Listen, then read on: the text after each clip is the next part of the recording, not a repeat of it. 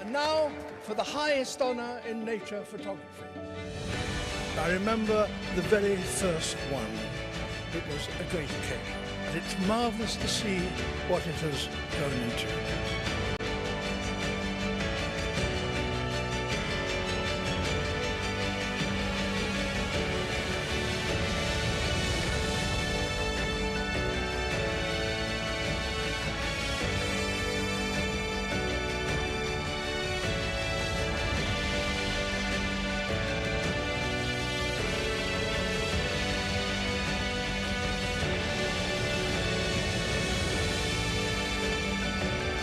I am delighted to be announcing the grand title winner of the 56th Wildlife Photographer of the Year competition.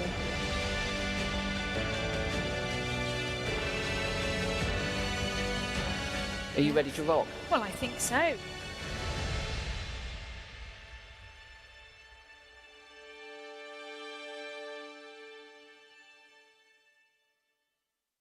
Good evening. Please welcome to the stage Museum Director, Dr. Douglas Gurr.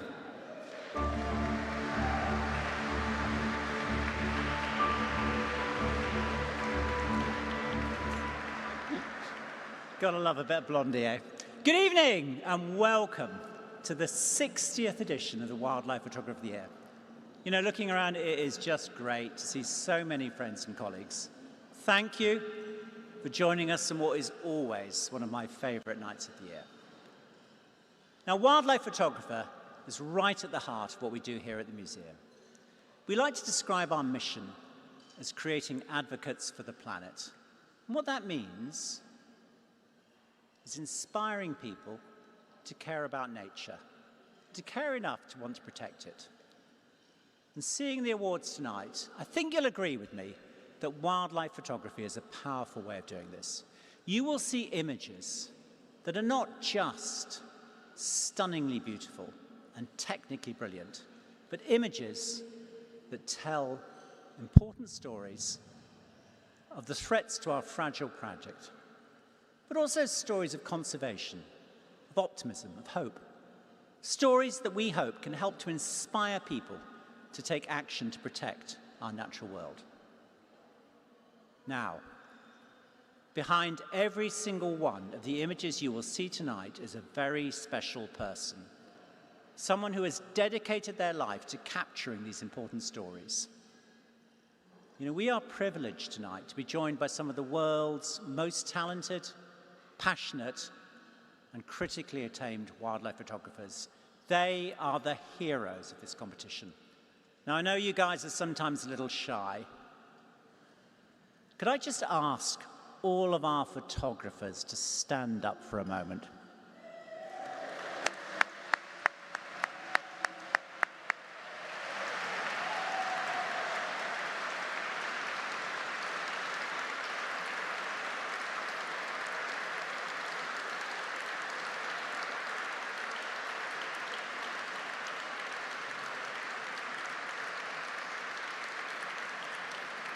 Brilliant. You guys are in fantastic form tonight. You're going to need it because you are going to have a fantastic evening. Listen, on behalf of everybody here at the museum, thank you for being on this important journey with us. Aren't they awesome? And by the way, if you think they're good now, wait till what you think when you see what they're going to produce for you tonight. Now, this year, we celebrate 60 incredible years of wildlife photography of these years. Now, those 60 years have been pretty transformational. The natural world has obviously felt some of the pressures of humanity on the planet. The technology has moved on. That very first competition winner you saw back in 1965, the wonderful CVR Dowdeswell, he took his winning image using an SLR camera with a homemade flash unit. The 1980s, the competition entries came here by mail, and we sorted them by hand.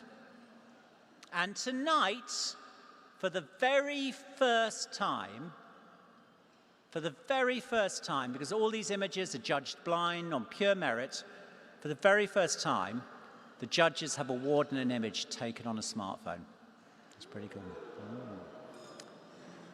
You'll have to work out which one it is. It also says, by the way, so it's not that hard.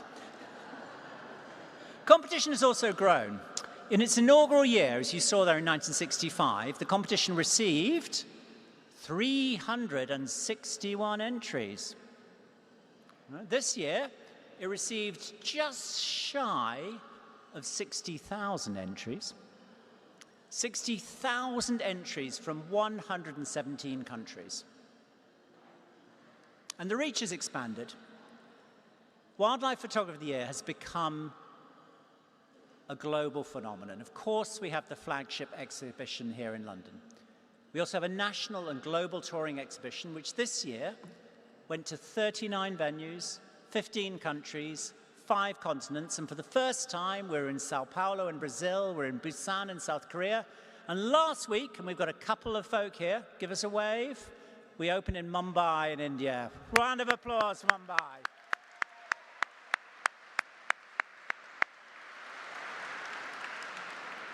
Millions of people around the world will see these astonishing images that these amazing photographers have brought, and they will hopefully be inspired to want to help to protect our fragile planet. Can I ask you all to look up for a moment? This is Hope. Hope, our magnificent blue whale. And this year we've commissioned artist Nick Mackman to create category winner trophies that represent Hope's story.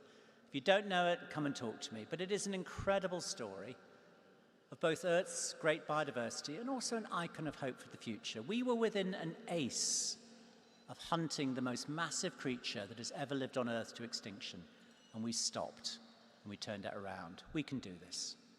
Now, despite all this change, some things stay the same. One thing that stays the same is that I'm going to promise you the images are going to be sensational, because from those 60,000 entries, you're going to see the 100 very best. And you're going to get to hear, before anybody else in the world, the grand title winners. Thank you. So finally, just a few words of thanks to our associate donor, the William Brake Foundation, for their very generous support of the Young Photographer of the Year. Thank you.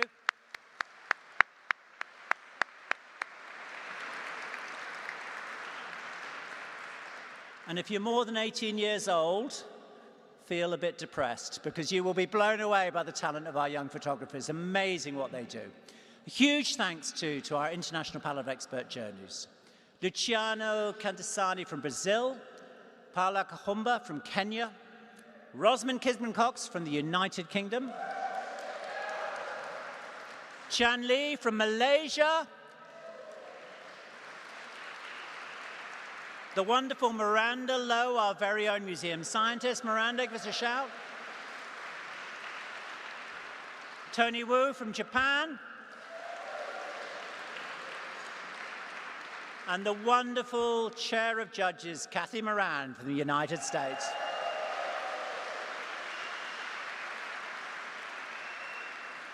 Now, trust me, I indulge myself and go and watch the judges at work every year. And trust me, they work hard. They have to take those nearly 60,000 images and bring you the 100 that best capture the beauty, the diversity, the intricacies of life on Earth. Why don't we give them yet another round of applause? Come on, judges, well done.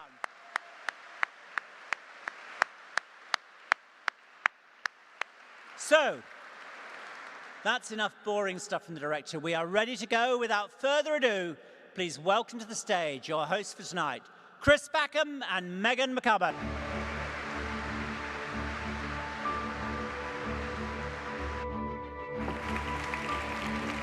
Wow. Isn't this rather swanky? Swanky. Oh, I'm loving it. Swanky, you ready to rock? I think so, yeah. What a place, ladies and gentlemen. What an extraordinary place for this event. Look around you at this magnificent edifice. This is the holiest of holies when it comes to biological science. This is a cathedral to all of the ologies, the zoologies, the botanies, the paleontologies. Other countries, well, they try. You've got the Smithsonian in Washington. Nice try. You have the Jardin des Plantes In Paris? No. Rien. But it's more than just a building. Just think of how many people have come through that door. And rather than just seeing this as a cathedral to all of those ologies, it's been a catalyst to stimulate their interest. It's ignited a spark that's burned for a lifetime, that's seen them generate an interest in everything that creeps, crawls, slithers, and slimes. And I can say that because on an early spring day in 1966, I came through that door holding my father's hand, and I nearly burst with excitement.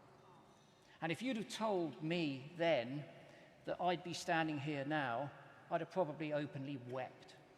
Well, I'd probably have wet myself, to be quite honest with you. You kind of did that when you walked in today, though. I know, I'm In all 63 honesty, now, and it hasn't died down, the I suppose it's excitement. got to the point where, you know, you're trying to control your bladder as much as you did when you were 5 and that excited. It really is an absolutely amazing place. But of course, as I say, it's not about bricks and mortar, it's about the people who are here. It's about the scientists, it's about the staff, it's about Doug and everyone else. It's about all the volunteers that work to continually keep this place at the forefront of education, engagement, and advancing biological science. So we've had ripples of applause, but I'd ask you now to raise the roof, please, for the staff here at the Natural History Museum.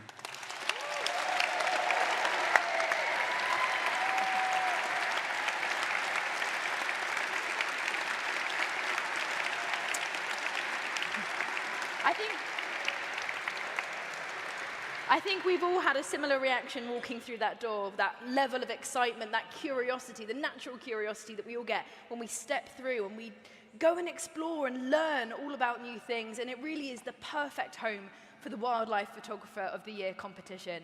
And may I say, what a glittering gathering of wildlife dynasties and photographers that we've got. You all look absolutely fantastic. There are winners here from the past, there are winners here from the present, and winners here probably from the future. And we are here, of course, to celebrate today the 60th anniversary of the Oscars of wildlife photography, because it really is just that. It was more than 40 years ago, as a young punk rocker, that I first attended this event. And I was in this grand atrium. I was awarded a commended photograph that year, said in the script that I was very proud. It's a lie. I was moaning about the fact that I didn't win.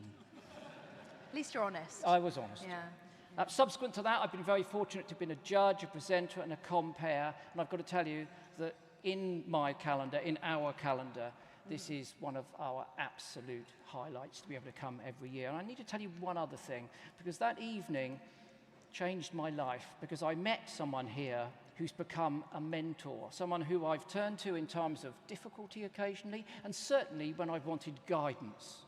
That lady is Rosamund Kidman Cox.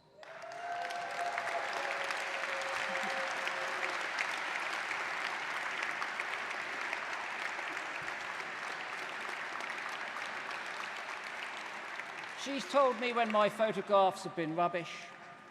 She's told me when my writing's been okay, and she's given me no end of encouragement over the years, and she has been a bastion of this competition, along with 2 other people present this evening, Helen Gilks and Gemma Ward.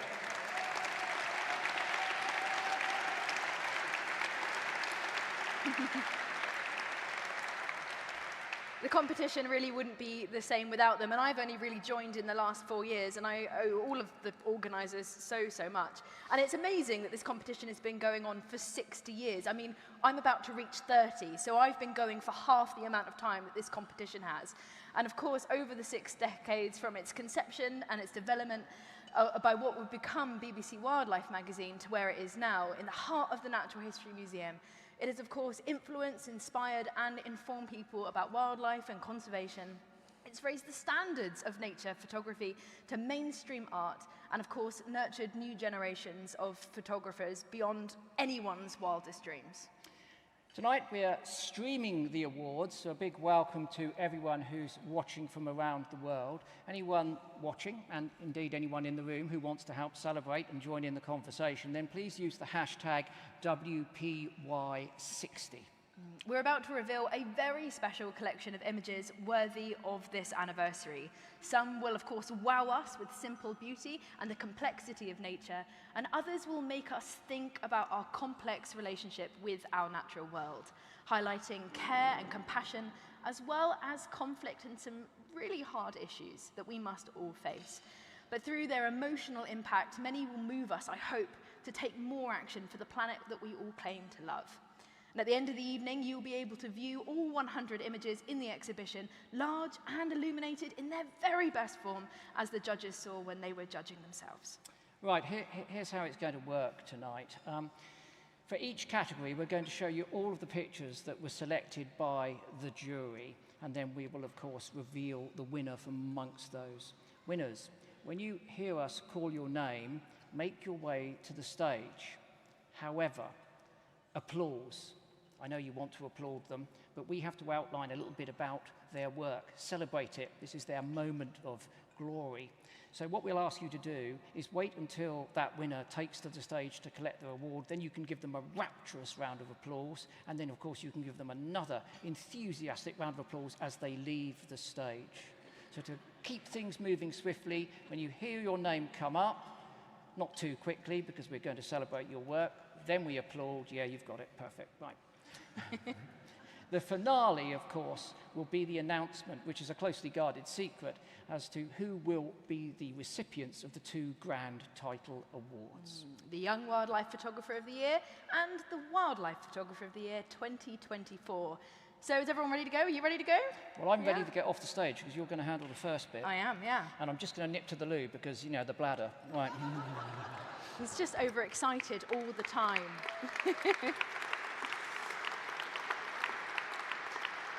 So without further ado, we're going to be kicking off tonight with the Young Wildlife Photographer of the Year.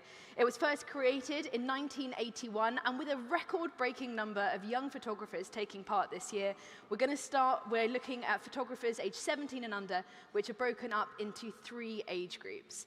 This is a particularly talented group. People underestimate young people, but they never should. Young people think outside the box. They're artistically gifted, they're passionate about nature, and charged with boundless imagination, enthusiasm, and determination.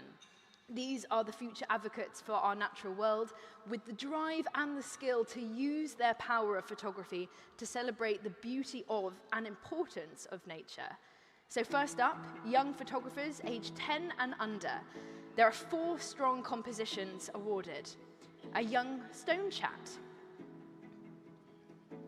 a peafowl and nilgai antelope at dawn. Beautiful image, I love the moodiness and the silhouettes created by the trees. Young tawny owls. Now tawny owls when they're young do look a little bit scruffy, but there's something cuteness about that little head tilt. And silver-studded blues, beautiful butterflies, beautiful contrast with that blue and that green hue. And the winning image is a highly original picture taken by a photographer who's been using a camera since the age of 4 and who created his image at just 8 years old. It shows a young stone chat using a park gate as an insect spotting perch in southern Spain.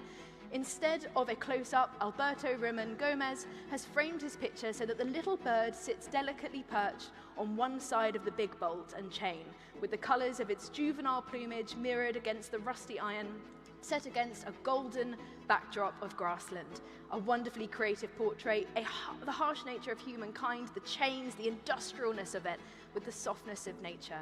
So please give a warm welcome to our first category winner, Alberto from Spain.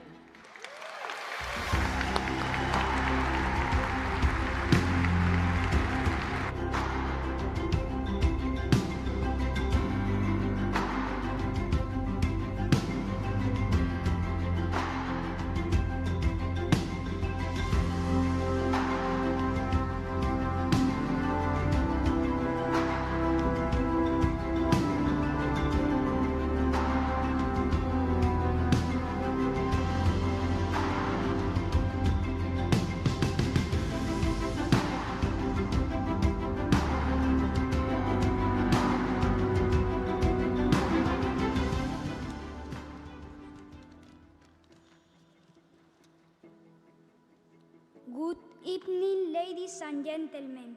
My name is Alberto.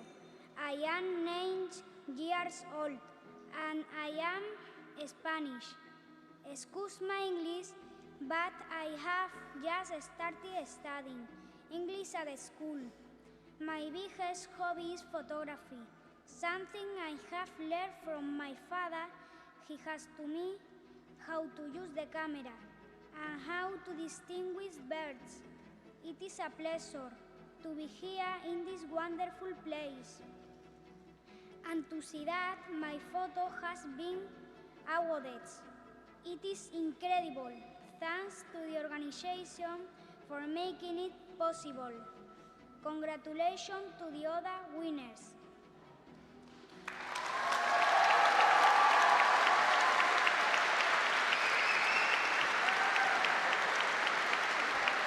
You'll come this way.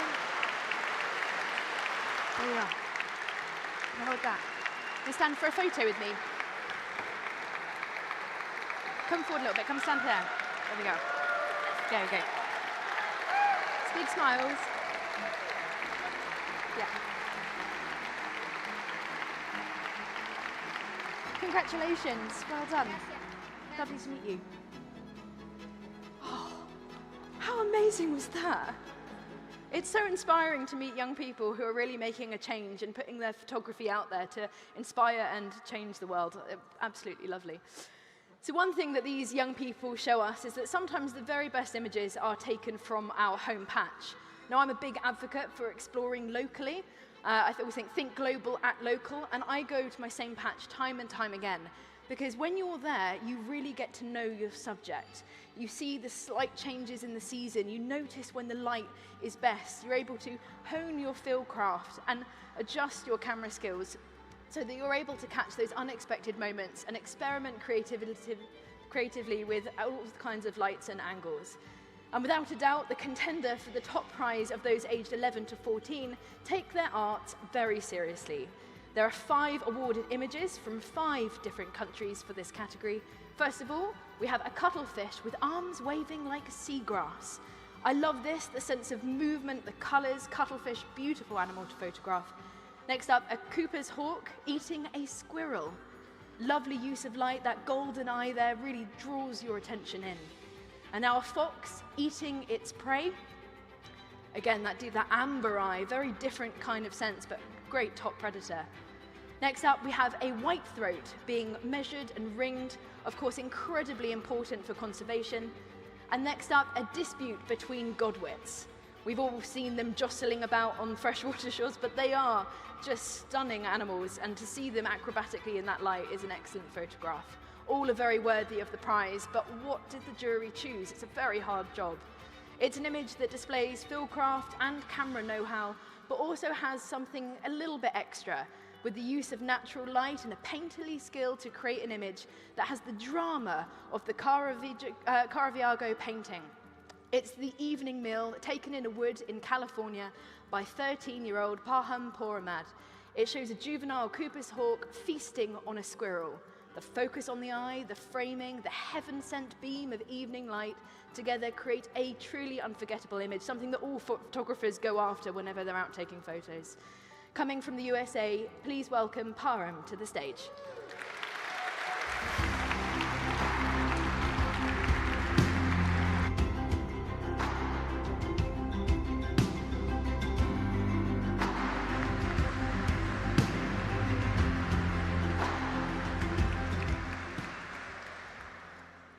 Hello, ladies and gentlemen.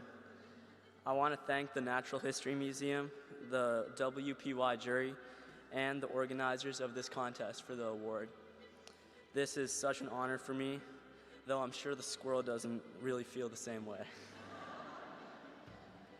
I also want to congratulate the other winners in my category and the youth category in general. Lastly, I'd like to thank my family for supporting me through the years, including the occasional 5 a.m. drives. Thank you.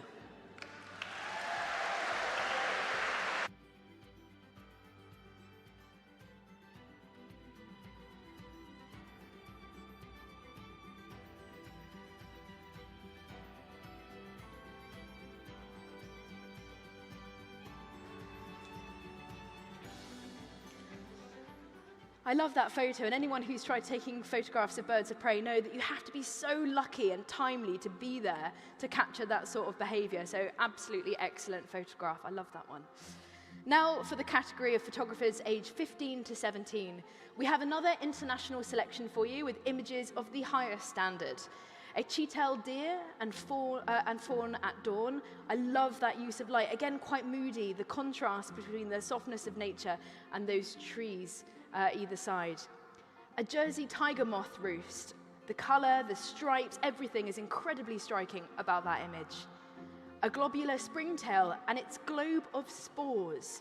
I love the symmetry of the circular, the color difference, the detail on the back of the springtail. An urban fox cub. Nothing cuter than an urban fox cub, in my opinion. Beautifully lit, sat on a road as often we see them, but to see them still and to get a photograph, that's pretty impressive. And a common tern fishing. I've tried photographing common terns many times, and I've failed many times because it's incredibly hard to do. The movement of the waves, how fast the birds are as they glide across. Very, very good. So which did the jury choose? Well, the winning image is perfectly lit and framed absolutely beautifully. It shows a not so uncommon scene, but it does require the photographer to have so much patience, an inquisitive mind, and a real eye for detail.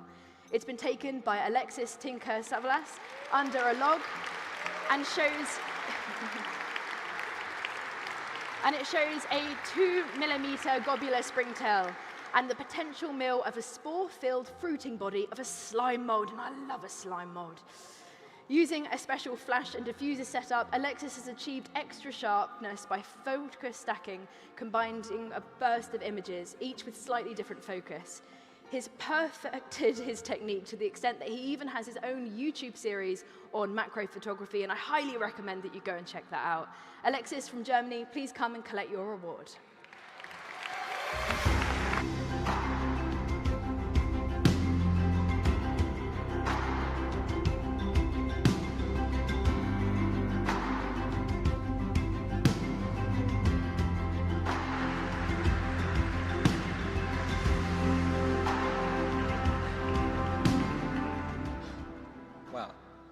I'm so grateful and honored to be here.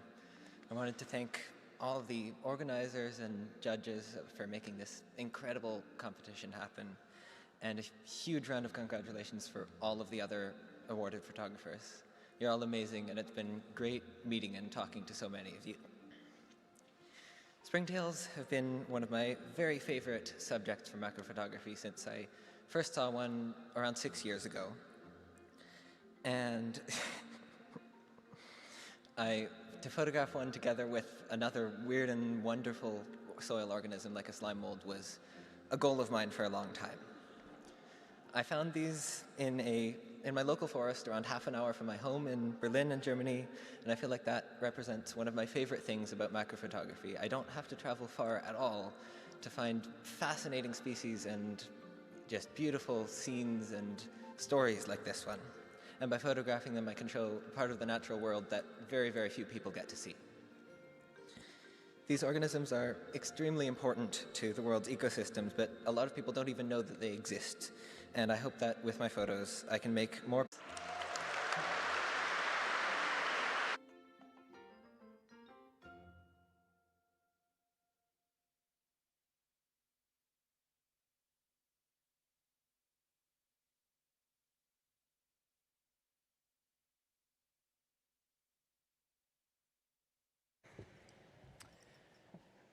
What a superb collection and impressive emerging talent that we've seen there. I'm sure we're going to be seeing more of their work in future years. I can say that with some confidence because tonight's audience includes past young winners who have graduated through the competition. I see on Instagram that some of them are claiming to be adults now, but not acting like it. But let us move on now to the first of the adult categories. And this, I have to say, is the most popular. It attracts the largest number of entries. It's fiercely fought for. It is our Animal Portraits Award. So think National Gallery and you'll get the general gist. It's not generally a full face close-up, it doesn't have to be, but it does have to be an image which conveys the essence of the animal, whether it's an individual, so you might think girl with pink, or a group, Rembrandt's Night Watch. That doesn't really matter. It's that essence, character, personality of the animal that we're really interested in. The jury's top pictures are 6 exceedingly characterful images. Here they are. First up, look at that. Look at that arc of colour and form. A pair of Asian pied hornbills, aloe preening. And then about this one, Canadian lynx and its nearly fully grown young, the Leonard Nimoy of cats. We've got some snipe. Now, it looks like they're standing up. I can tell you they're frozen stiff in position as an eagle was flying over. And it's that allowed those reflections in the water, because otherwise, as you know, snipe are fidgety things. A stoat in winter ermine.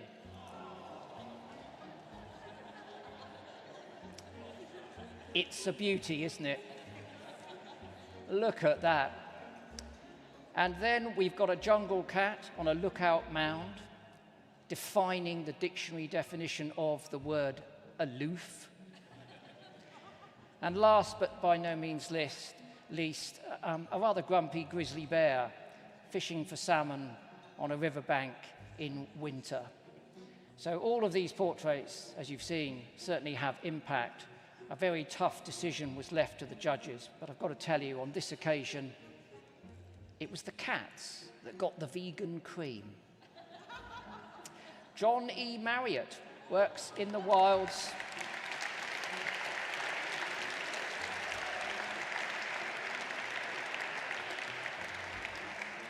John works in the wilds of Canada, and for a week he tracked this lynx and her 2 youngsters over thick snow at -20. And the picture shows the family resting after a hunt, huddled against the wind, blending in perfectly with the willow scrub that's behind them.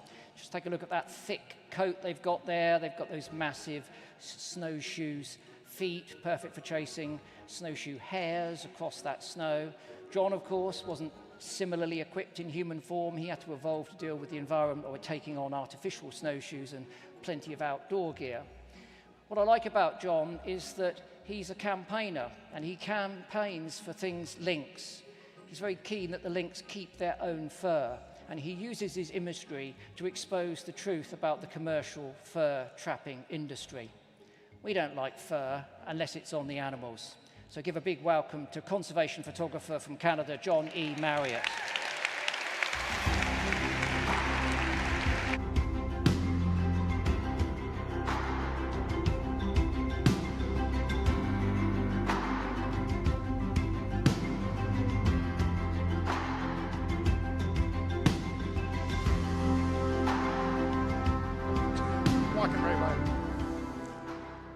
Thank you, everybody. So before I forget, I would just like to thank the Natural History Museum and all of the amazing photographers here and the photographers that I was competing against in the animal portraits category. So I found out a week ago that I was going to be giving a speech, and in typical John E. Marriott fashion, I waited until I was on the London Eye today, jumping on and off the hop-on, hop-off bus.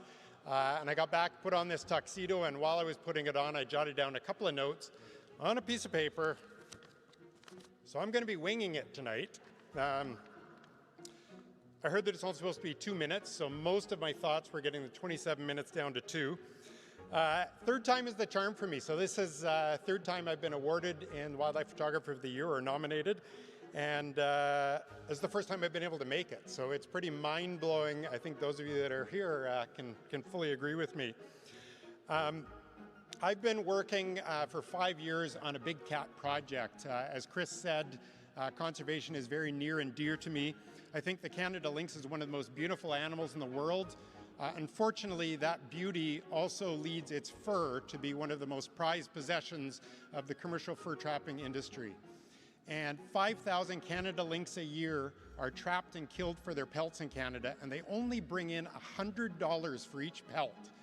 And this supplies the fashion industry in Europe, Asia, Russia, and the United States.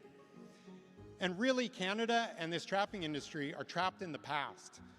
This is something that we really don't need to be doing as a society anymore. It's an outdated practice.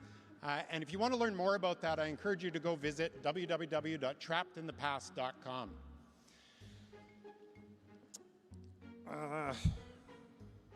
Geez, I'm shaking. I can barely read my thing here.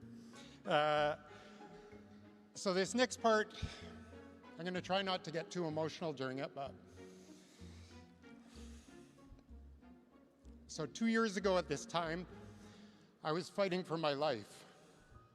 In September 12th, 2022, I was diagnosed with colon cancer, stage 3 colon cancer. September 22nd, they also found a tumor on my kidney. It was October 8th, 2022, that I learned my surgery date to take out my left kidney and 15.5 inches of my colon. I then did 5.5 months of chemo, which just ended just over a year ago in June 2023. And so I feel incredibly grateful and fortunate, honored and privileged to be here with you all today. I can't really say any more than that. I'd like to thank my mom and dad for always believing in me. When I went back the first time, 1996, and I told them that I wanted to be a professional wildlife photographer, and instead of saying, don't be ridiculous, go get a real job, my dad said, can I loan you some money to help you buy that first big lens? I'd like to thank my son, Porter, who keeps inspiring me. He's 5 years old. He's going to be coming here tomorrow, so I think he's going to love to see this. He's been told there are dinos here, so he's pretty pumped about that. I'd like to thank all the rest of my family, my friends, all of my supporters and my tour clients who have really all helped me get to this place and get to this point. And finally, I would like to thank my biggest supporter, the one true love of my life, my best friend, who let me go up and do stuff like this. We had a 1-year-old at home, and I got to go away for 2.5 weeks into the Yukon and chase lynx. And so thank you, Jen. I love you.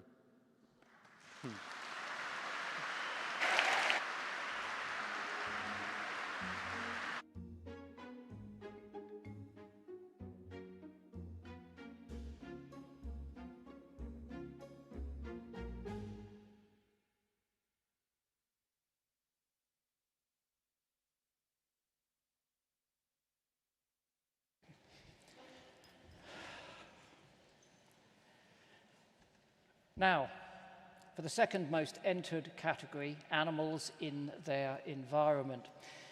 The intention here is for the image to illustrate a relationship between an animal and its natural habitat. So the judges are looking for atmospheric scenes with a sense of place, animals in that natural environment.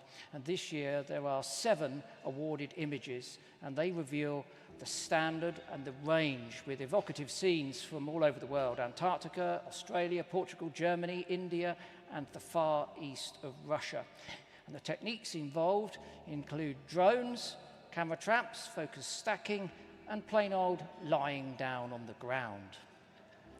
We have a cluster of mussels. This is the first image this year. I don't know what it is about this, but it makes me think of Game of Thrones.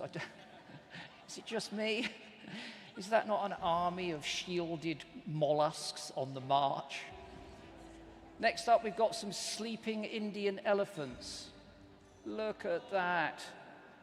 Who wouldn't want to nestle down? Well, probably not safe, but you know what I mean. A relaxed Amur lynx. Look at the spectacular scenery as it stretches out there, and the composition pointing its backside in exactly the right diagonal. How often do you get a cat to point its backside in exactly the right diagonal? Napping Weddell seals. Look at the shapes and form of this, perfectly framed with all of that fractured ice. A nocturnal bilby. A marsupial, sadly now increasingly rare, or maybe on the bounce back. And then look at this, a swallow flying against the sun. A very striking image, would have looked great on a Cocteau Twins album cover in 1984. Last up, this emu leading its offspring across a dune. Looks like two photographs matted together, but it's certainly not, of course. Another striking collection of images. So the judges had another very difficult decision, but their final choice was this photograph. Just look at the landscape. Look at the view.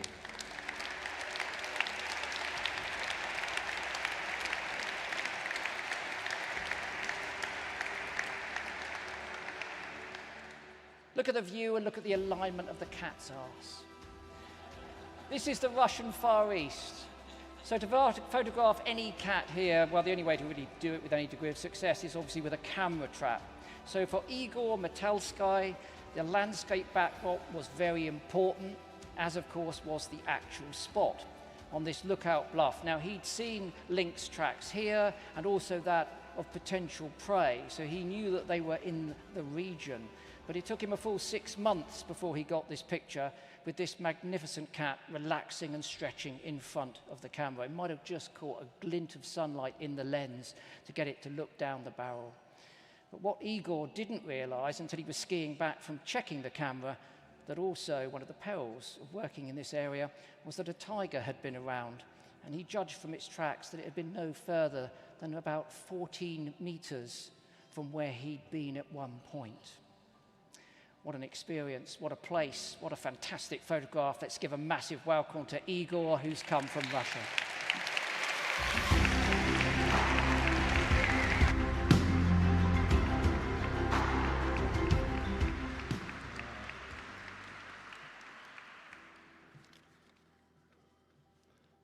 Ladies and gentlemen, I'm so excited today. Look into the eyes of this cat, how beautiful it is in its dynamic stretching, and what a magical landscape around. The animal tells us how important it is to protect natural harmony, but this cannot be solved by setting certain rules alone. It is also important to educate people through the photography as an art form to make ecotourism a viable alternative to hunting. I am glad that my picture, together with the wildlife photographer of the year competition, contribute to this great cause. Thank you.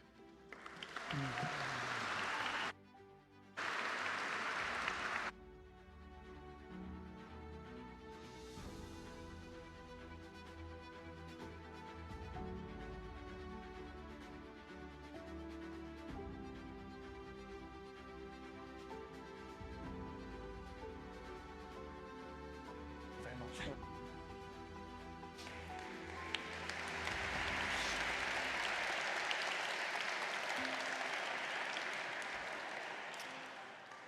How many times have you looked at the winners and the highly commended in this competition and thought, wow, what an extraordinary piece of behavior, something you could possibly have never imagined, on occasions things that have actually never been seen before.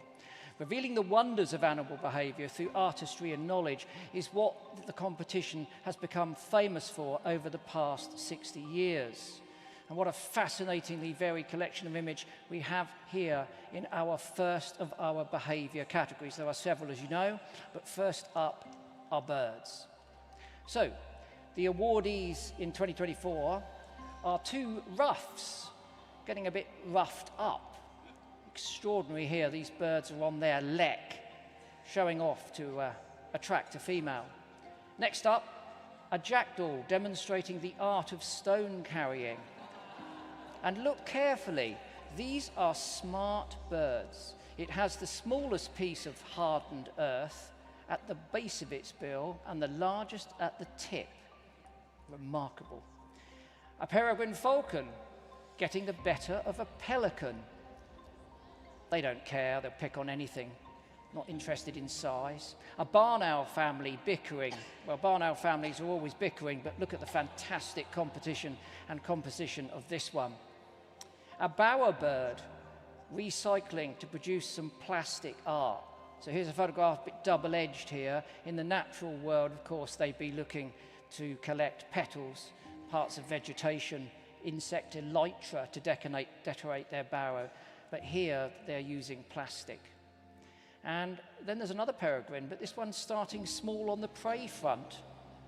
Wonderful photograph, almost symmetrical, but someone didn't tell the butterfly. Last up, a bat snatching Asian pied pair of hornbills. They're waiting outside a huge roost of bats. As you know, when bats emerge from their roost, all sorts of things swoop in, hawks and falcons. They were a little bit more static, just sat on the trees, and as the bats spun by, they were snatching them out of the air. But the winning photograph for bird behavior 2024 is this one. What a bird. What a shot.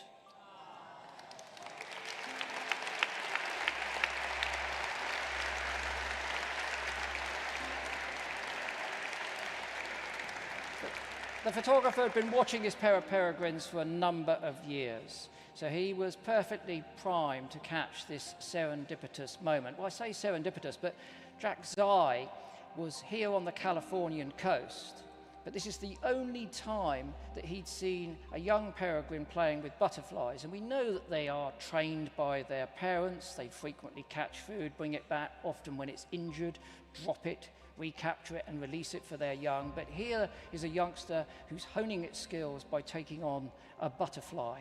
Kept catching it, kept releasing it, butterfly flew off, but of course it had to focus and concentrate on the precision of its talons. And I'm sure that hopefully that went a long way when it got to pick on something more of its own size. It's the world's fastest bird. What a striking image. Let's invite Jack to the stage to collect his award.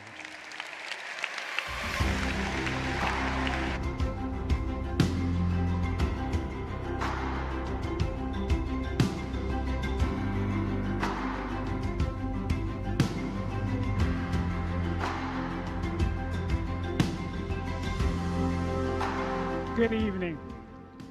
Thank you, Natural History Museum, for this remarkable recognition. This is beyond my wildest dreams.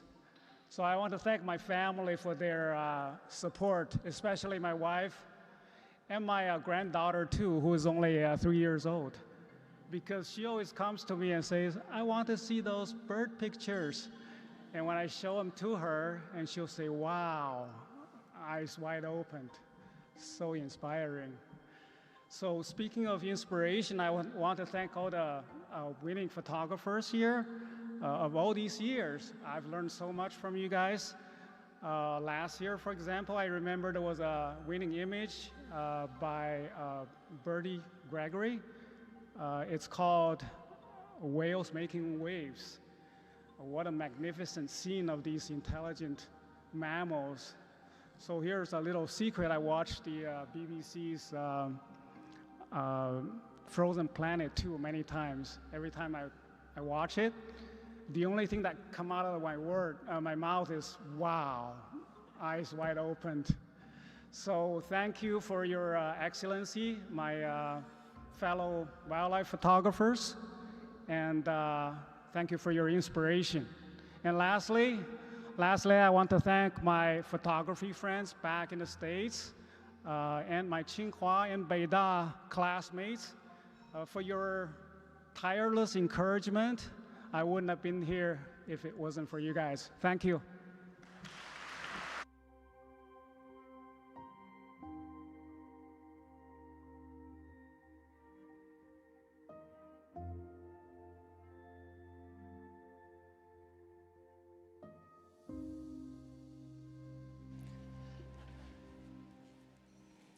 Okay, another behavior category is mammals. And being mammals ourselves, statement of the obvious, we probably have a more pronounced interest in mammal behavior. We always seem to find it quite fascinating. And in this big anniversary year, we've got a suitably varied and wonderful selection. So, first up, we've got this one, a stoat having a manic moment in the snow. Quite why they do this, we don't know. I've seen stoats doing this on the side of the path in the UK. There is a thought that it could be behaviour caused by a parasite, perhaps adapting the stoat's behaviour to make it more accessible to predators so that the parasite is passed on to its secondary host. Who knows? What about this one? This is remarkable. A jaguar crushing the skull of a caiman. Yep, my God. It's Jaws versus Jaws, isn't it? A stormy scene of lions post-coitus. We've all been there. Costa Rican bats sipping nectar from forest flowers, isolated against that black background, approaching these tender blooms. And look, if you look carefully, you can see the tongue, the averted tongue of the bat at the top, licking that nectar out of the flower. 3 puma cubs attempting to stalk guanacos, although by the look at it, the guanacos have surprised the pumas and caught them off guard, and they're cowering there in the scrub. A dozing infant macaque, beautifully framed.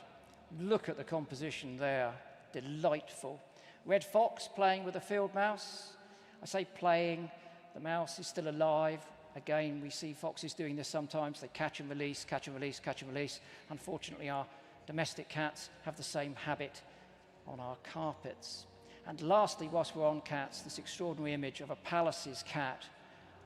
Yep, with the full moon and its prey in the foreground. A wonderful creature, significantly threatened, as you know, through loss of habitat, encroachment, farming, so on and so forth. So which was the jury's choice this year? Really difficult decision, but they went for the sleeping infant.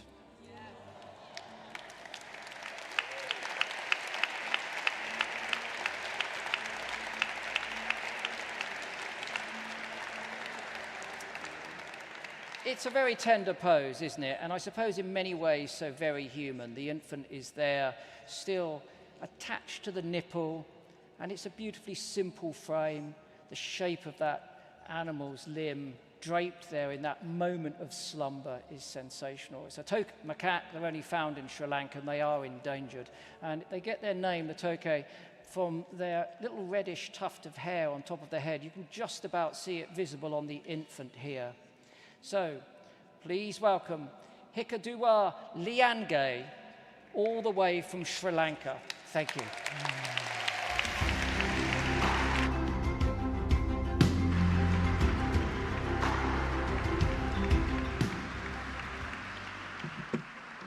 Thank you, everyone, for your kindness.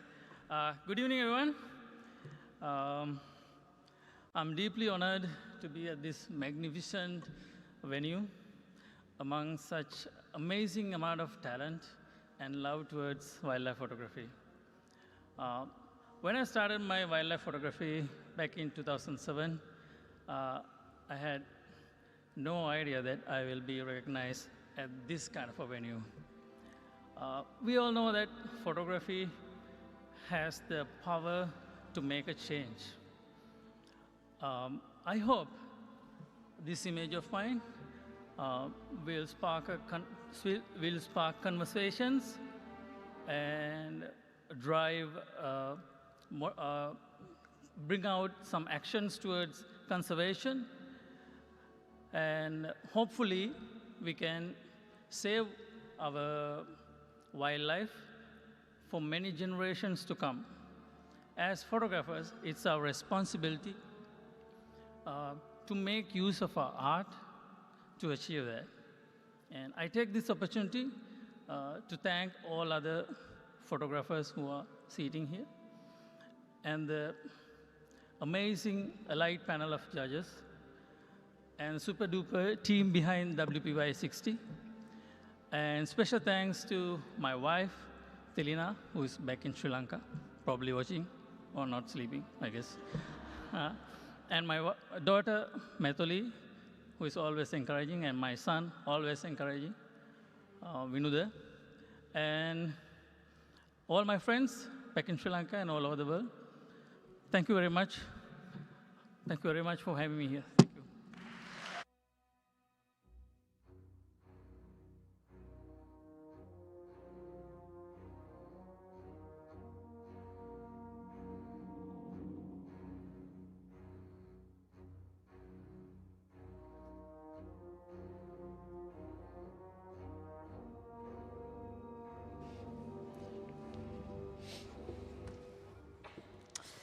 Right, now I'm going to take over to present some of my favourite behaviour categories, each featuring fascinating animals that I think seldom get the photographic recognition that they truly deserve. First up is amphibians and reptiles. Judges are always looking for an original photograph, something that reveals something surprising about an animal's behaviour, and that's definitely what you're going to see, because when I opened the script this morning and saw some of these photos, my mind was absolutely blown. The images that you can see here, we've got a struggle between a yellow anaconda and a Yacari caiman. Next up, male hellbender salamanders fighting for a breeding den. The texture of that image there is just excellent. Bush frog embryos in rain-drenched moss, something so delicate and gentle, but so fundamental. Next up, Sphinx's horned tree frog swallowing a big-headed frog. Now, you can't see the head of the big-headed frog, but I'm assuming it's massive. But again, an excellent photograph. The eye there draws you in again. And keelback snakes hiding under a waterfall, waiting, trying desperately to predate fish. You can feel the action, the anticipation there as they slither amongst each other. You've got the movement of the water, a really fantastic photograph. And the winner is a picture that you kind of need to study for a little while to get your eye in. And when you do, my goodness, the story just unfolds. It was taken from the side of a road from Corinne Aigner. First, stated she found this strange mass tumbling in the water with her binoculars. She recognized the skin of the iconic yellow anaconda, but she couldn't quite tell what was going on. The mass was moving, it would sink below the water, it would rise back up again, not entirely sure what was going on. Every so often, the thrashing made it apparent that there was a deadly struggle going on, and that the caiman was seriously involved. And both animals will predate each other, but which one was winning, nobody really knew. The anaconda trying to squeeze the caiman, but the caiman trying to bite the anaconda. There was just no answer. And after 20 minutes, the two separated and disappeared under the water. But there is an underdog in this photograph, and I am a big fan of an underdog. If I can raise your attention to the top of the anaconda, you've got two horseflies. These are the only animals which escaped with a meal, which I absolutely adore. So please welcome to the stage USA's Corinne Aigner.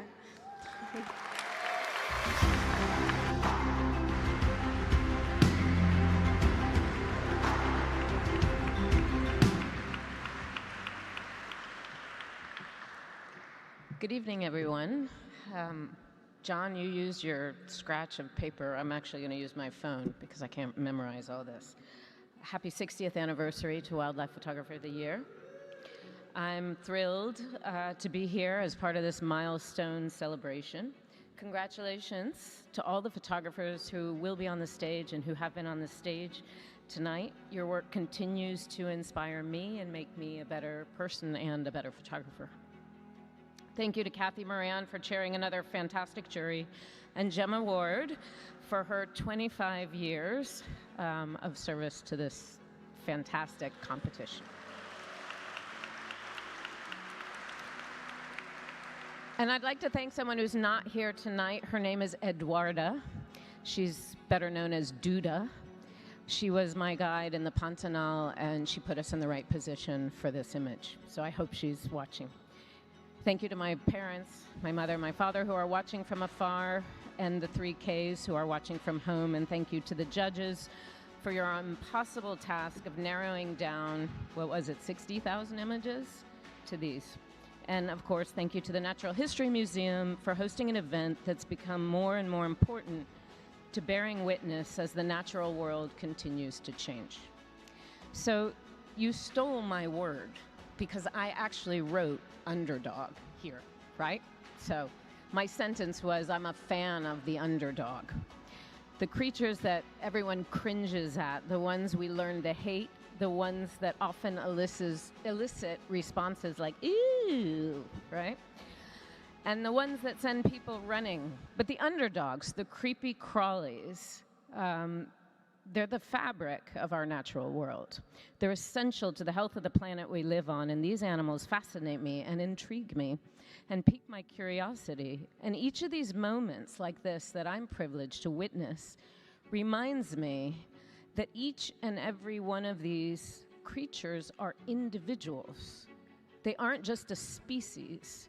They are living, thinking, feeling, breathing individuals just like us, or similar to us, in their basic needs. But I'd be remiss if I pretended that everything was okay in the world of these guys. On that day, last year, no one lost their lives. The caiman and the anaconda both went their own ways. But who knows? Maybe they really were friends, hanging out. Us outsiders thinking that one wants to eat the other, but really they're just having a drink together in the water. But today, standing here tonight, I wonder if they're actually still alive, because the Amazon is burning, so their home is up in flames. So tomorrow, when the sparkles and the glitter come off, and you're drinking your tea or your coffee or nursing a hangover, take a look around you. Make a promise to an underdog in your neighborhood or your community or your backyard or your house. Acknowledge their existence, learn something about them, tell a friend about them, and pinky swear to be a better human neighbor, because we only have one planet, and we all lose if we can't be better neighbors to each other and better advocates to the individual lives of our natural world. Thank you.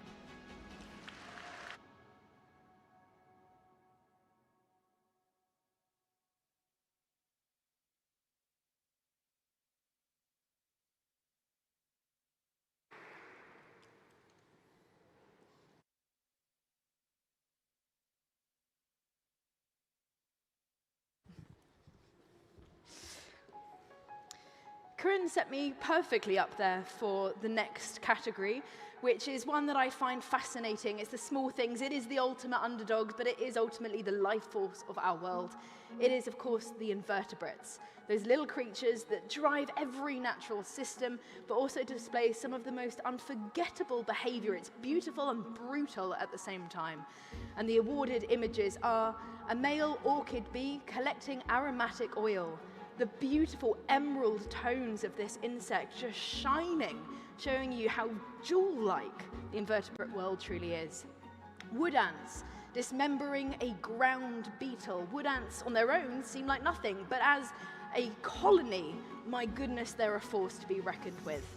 And a David Bowie spider, yeah, that really is what it's called, with its silk eggs wrapped up in its jaws. Named, I believe, after the markings on its face by the scientists who discovered it, that thought it looked a bit like David Bowie's makeup once upon a time. Next up, a scrum of male Dawson's burrowing bees competing for a female. It's a lot of activity going on. Sometimes the females don't even make it out of this ordeal because the males are so driven to mate. And a blooming of Eros blue butterflies sunbathing perfectly.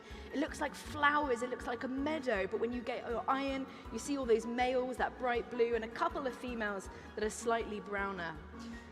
And the winner shows such a beautiful example of behavior.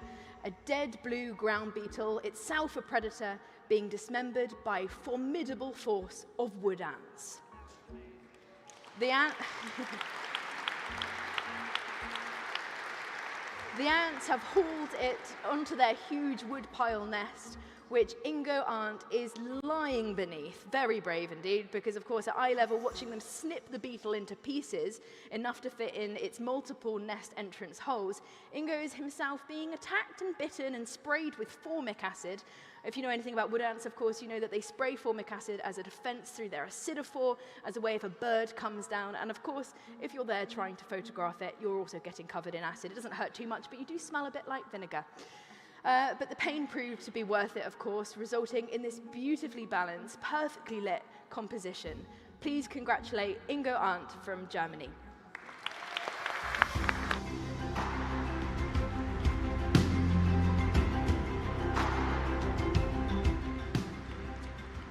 Thank you very much. Good evening, everybody. It's a great honor to be here, and it's a great honor to receive this award tonight. I was taking pictures of wood ants for 2 years, and every day they bit me, they sprayed me with formic acid, but I still love them because they are smart, they are social, and they show a lot of very interesting behavior. I also learned something taking this picture very close to my home in Germany. I learned that I can take pictures very close to my home and I don't have to fly around the world for that. And I think in times of climate change, we all should keep that in mind. I try to fly less. I will never stop flying. I have to do that for work, but I'm sure if we think about that, we can fly less. I'd like to say thank you to the jury.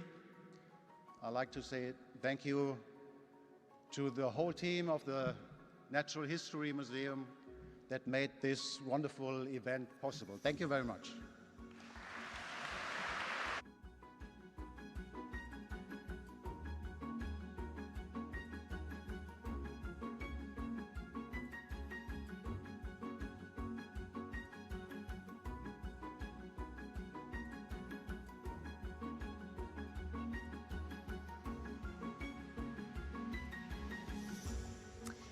And now for our final category before a quick break.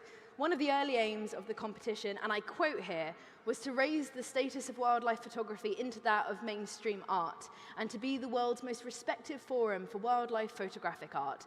And I think it's safe to say that it has certainly done that. And artistry is, of course, important in all categories, but there are always some images that reflect a different way of seeing that beauty of nature. So natural artistry is for them, with the emphasis on art that remains, of course, true to nature itself.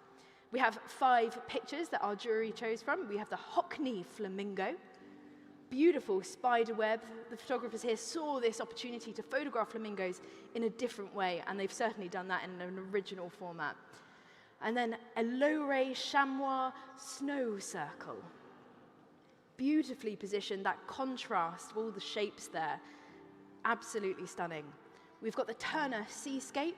Now people look at this photo and see lots of different things. You see a fluke of a whale, you can see snow-capped mountains. It really is up to you what you take from that image, and I think that's true for all photography, but especially one as intricate as this. Monet Crow. Beautiful, dramatic. The use of light, shadow here really creates this eerie feeling, but draws you into a species which is familiar, but also very well loved. And then we have the Damien Hirst deer.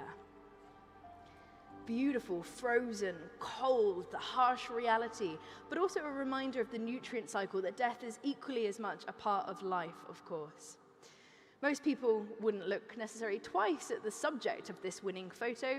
It is of a carrion crow in a tree on a gloomy winter's day. But Yuri Hribček certainly did. And for him, it was a scene full of atmosphere.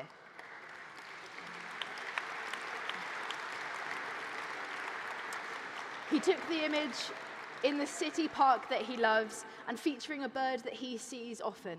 He saw a picture that he could paint with light using the camera like a brush. The technique, of course, is one that he perfected, involving long exposure and moving the camera in various directions. The only requirement was for the roosting crow to stay absolutely still, and that's quite hard with birds, but it really came together. Please welcome to the stage Yuri Hribček from the Czech Republic.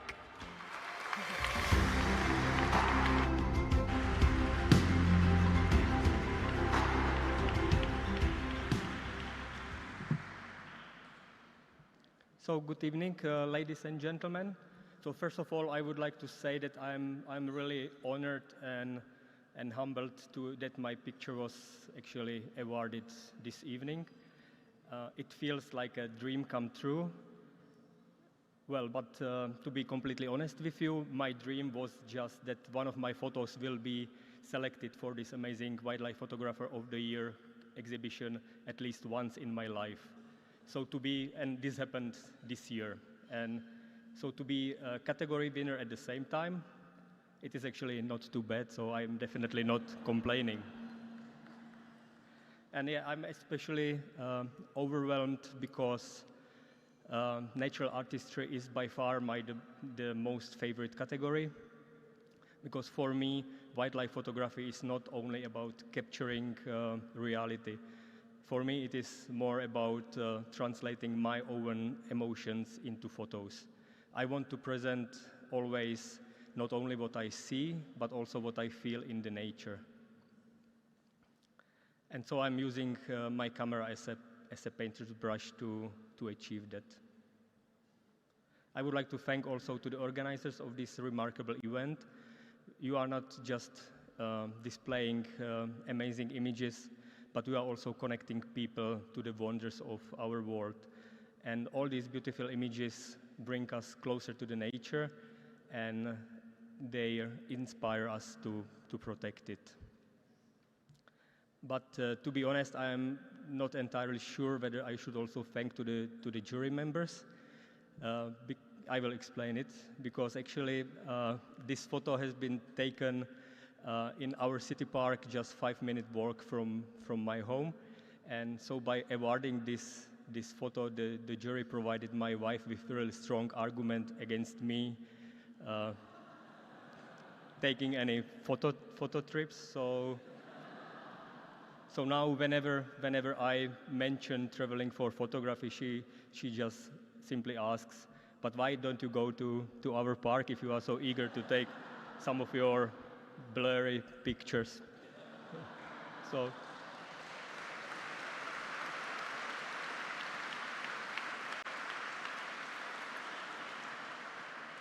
Yeah, good that you recognize that I was obviously joking. So yeah, my family, my wife Jana and my daughters Lely and Vicky, they are really supportive, and I'm grateful for that. And also, obviously, I would be more than happy if the future jury will recognize and appreciate any of my photos, even if they will be from the city park.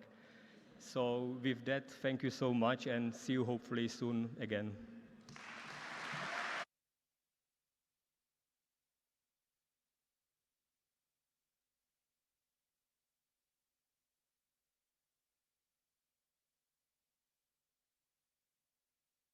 Congratulations.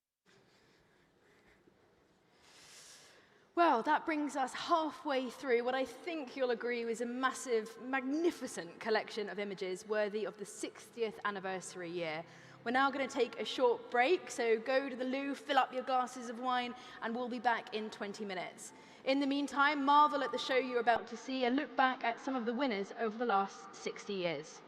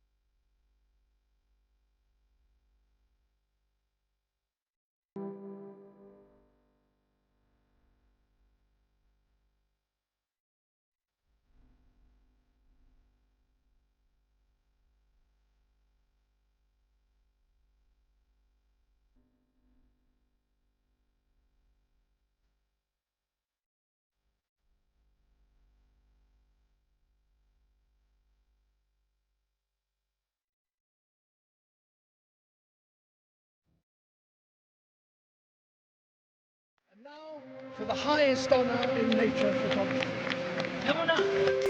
I think that Wildlife Photographer of the Year is unparalleled. What it brings to both the audience and the community of photographers is stunning photography that is telling the stories that we need to hear about what's happening to the natural world. I want my images to become a voice for these animals. My job is all about education and communication. Anytime that I can put a story into a forum which gives you that level of exposure, well, you're exposing the issue, which is the reason to do this job in the first place. Yeah, as far as being a woman and being a photographer, I'm so grateful to have this platform. We've got great perspectives to bring to the stories of conservation storytelling.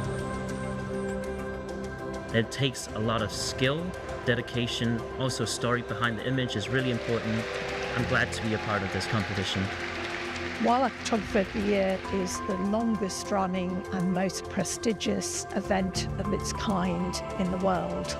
It acts as a global influence, fostering relationships with like-minded institutions worldwide. Every year, the 100 winning images are seen by millions of people around the world through the touring exhibition, our outreach program, or global advocacy events. We aim to bring our visitors closer to species and habitats that are often inaccessible and inspiring them to delve deeper into these subjects. Essa exposição poder estar rodando tantos lugares e levar para esse público cenas diferentes, né? Comportamentos animais, cenas e histórias e narrativas da natureza que são variadas, né? E que nem sempre são conhecidas, né? daquele determinado público, daquele determinado país, né? I think scientists and photographers can work really closely together. Photos, for me as a scientist, add that extra layer of telling a story in a way that we can't do simply from collections.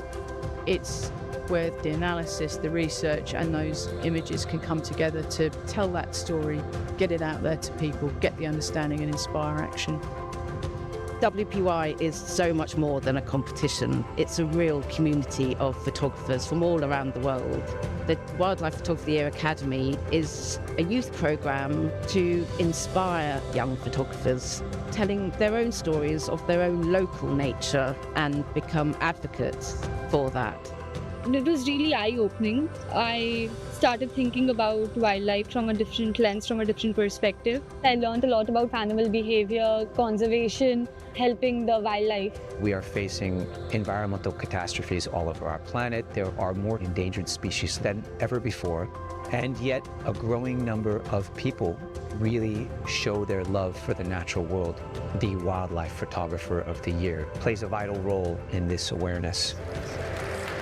Carlos, muy bien hecho. Es una foto fantástica.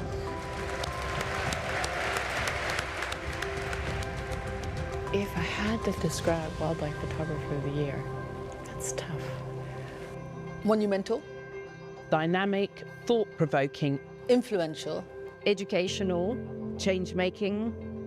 And my favourite quote about the competition is, "The competition has got some teeth."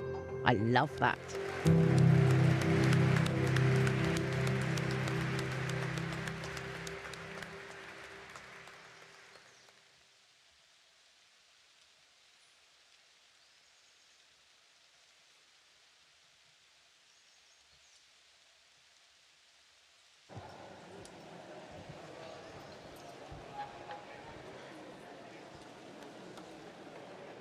Okay.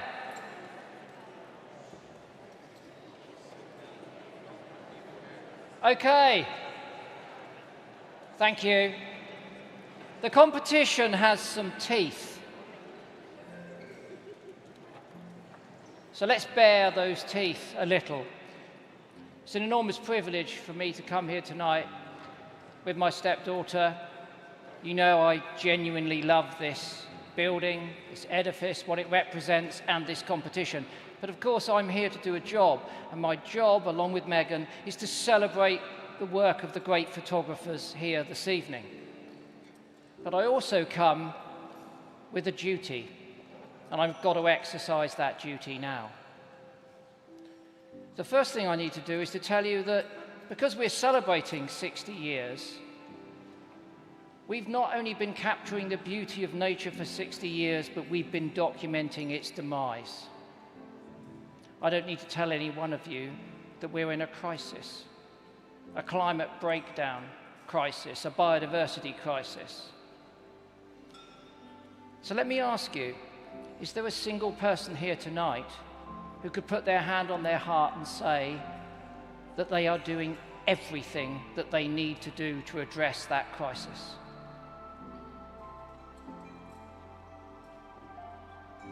Well, apart from the cheesy music,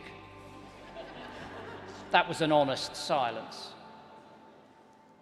And I've got to tell you that Hurricane Milton is wending its way across the Gulf of Mexico.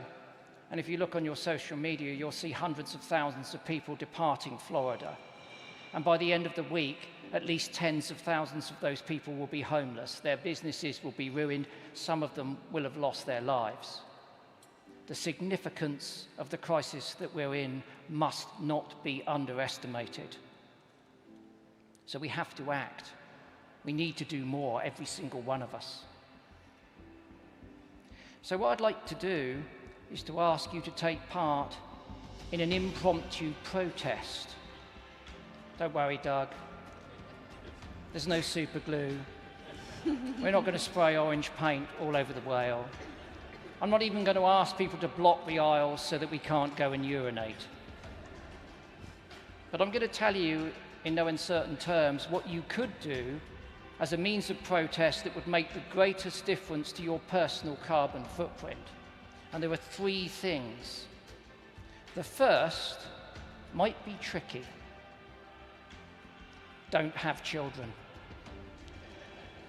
I mean, have fun trying. As many times as you like, as often as you like, and as enthusiastic as you like. But the largest addition to your carbon footprint is through reproduction. But it may be too late for that. So let's move on to something that's slightly more tangible and realistic. And you've already done it. And that's what I love about this moment. Because the single biggest driver of biodiversity loss on this planet is agriculture, and in particular, animal agriculture. So the fact that we've all had a plant-based meal this evening is a step in the right direction. Let's hear it for the caterers and for the museum for taking that initiative.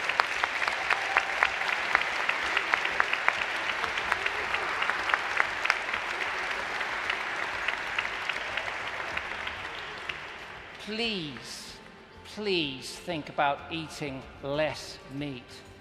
Start that just transition. Move in that direction. Support those farmers and farming fraternities that need support through that transition, but there is no ambiguity. We cannot continue to eat meat at this level. So you've done that this evening, first step. And the food was fantastic, wasn't it?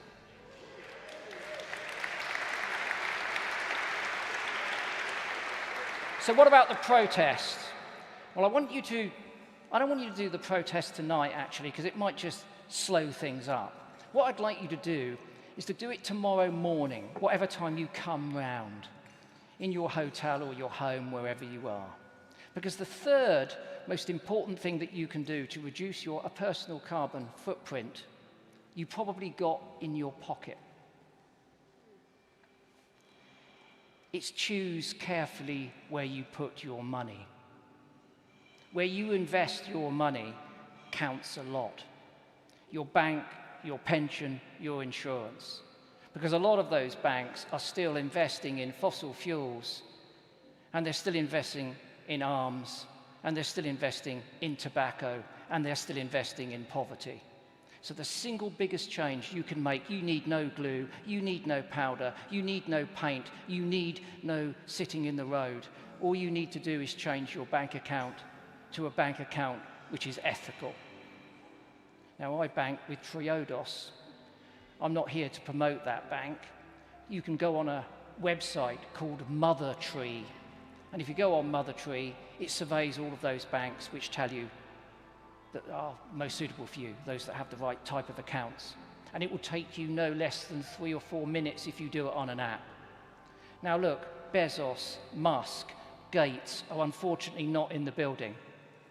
And if any one of us did this, it would be a small dint, just a drop in the ocean. But what is an ocean but a multitude of drops? Imagine our collective wealth, and that of our families, and that of our friends, and that of our businesses. I don't know where the museum banks, but if it isn't banking ethically, then Doug and I are going to have a chat later. Please, tomorrow morning when you wake up, make that difference. I've done my duty. Please do yours. Thank you.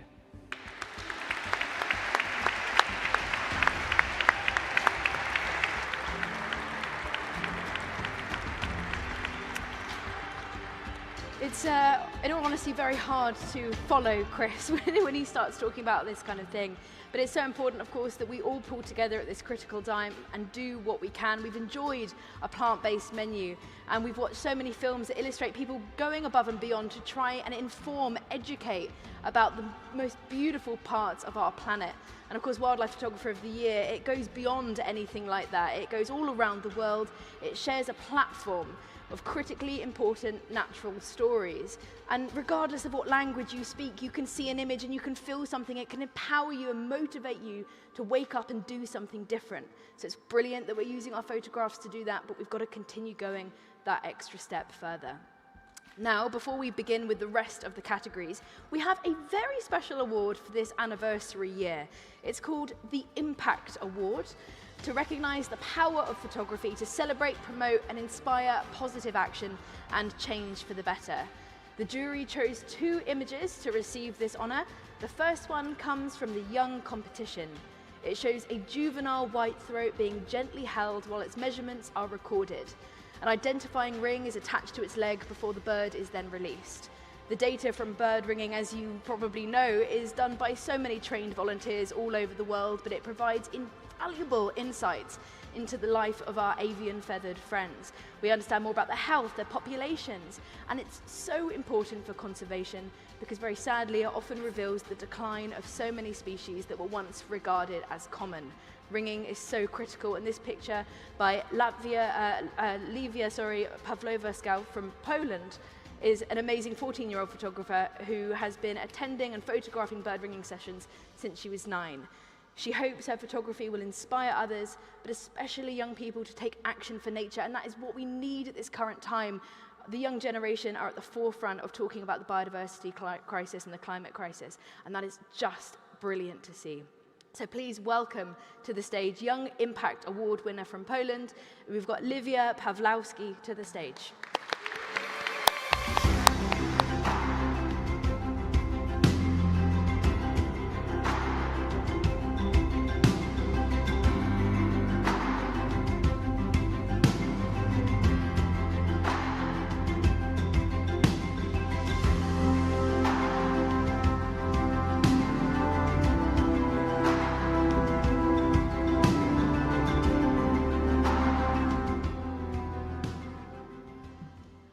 Dear ladies and gentlemen, I am truly excited to be here with you today at this wonderful award ceremony. When I first started my journey with photography, I never imagined that I would be among such an amazing group of people from all over the world, united by the same passion. I would like to express my gratitude to the jury for awarding my photo with a special prize. It is a great honor for me and a motivation to continue developing my skills. I would like to Max White from London and Alexandra Roserzak from Poland. I would especially like to thank my parents and my grandmother who support me in everything I do, and I know they are very proud of me. Thanks to you, I have the courage to follow my dreams. I also want to thank Mr. Hubert Czarnecki for inviting me to bird ringing. Every time I take some of my best photos there. And I would like to thank Bartek Szymański for all helpful advice. And there is one more person I would like to mention, my history teacher, Mrs. Helena. She guided me to victory in many different competitions. A year ago, she told me that she wishes me international success. I jokingly replied that when that happens, I will warmly greet her. So, Mrs. Helena, I am sending my greetings to you. Finally, I would like to thank everyone once again. Have a nice evening. Follow your dreams.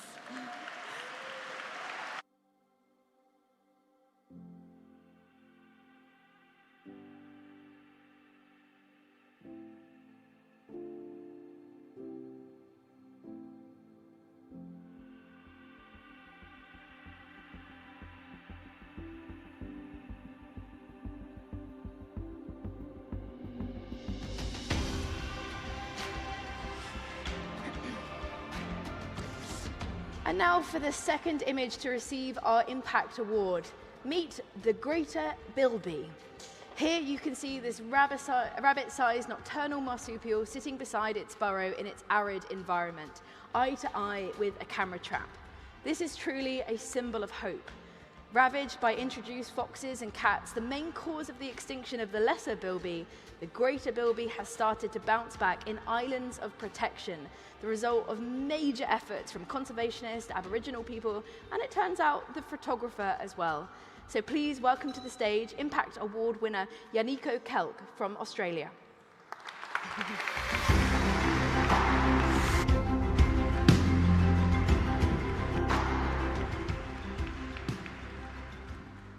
That's Yannico Kelk, close but no cigar. Well, I must say this is a lot more difficult being up here than rehearsing in my room earlier today. And Australians are very well known for butchering the English language, so I'll start with our nation's greeting. G'day, how you going? Thank you, I am deeply honoured. I have an incredible support network, the ILCP, scientists, photographers and rangers all over Australia. The South Endeavour Trust and Arid Recovery, two NGOs I work for, and my beautiful fiancée, Jasmine Vink, who is an exceptional photographer herself and talented scientist. Given this is the Positive Impact Award, I'm going to take a moment to mention how Ninu, or the bilby, has impacted me to be for the better. I'm sure all of us in this room have found we have lost hope from time to time. It is often easy to think that the future is not bright, and given what we've all seen, what we know and what we've all experienced in the field, it's easy to see that. However, working with Arid Recovery over the last 5 years has truly guided me through this.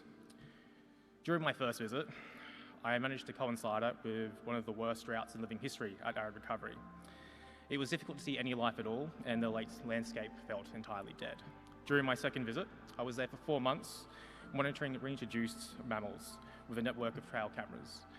I used every spare minute of my time to set my own camera traps, and even after 4 months, I came back with a handful of very mediocre photos. On the third trip, I was there with a film crew, and I was guiding them to build a sequence. And after 2 weeks of some of the worst conditions I've ever worked in, 50-degree heat, we ran out of water, which was lovely. It was so hot that electricity just stopped, and I went temporarily insane. After that, we came back with precious seconds of footage. And then the rains came, and the landscape transformed almost overnight. The desert turned into an inland sea, and fields of red turned to green. It felt like I was looking back in time to see what Australia would have looked like 200 or 300 years ago when mammals dominated the landscape. Every night, I would walk from my room to the outdoor shower. It was about 50 metres, and normally, prior to the rain, you'd see absolutely nothing.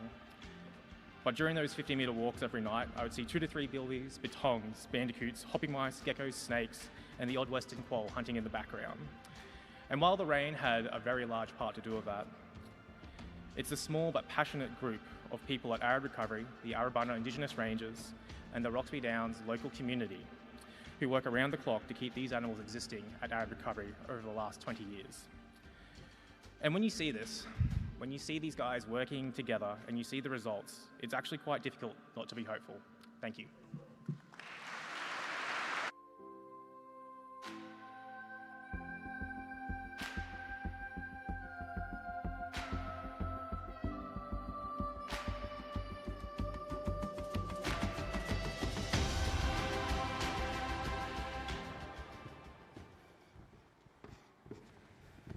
Okay.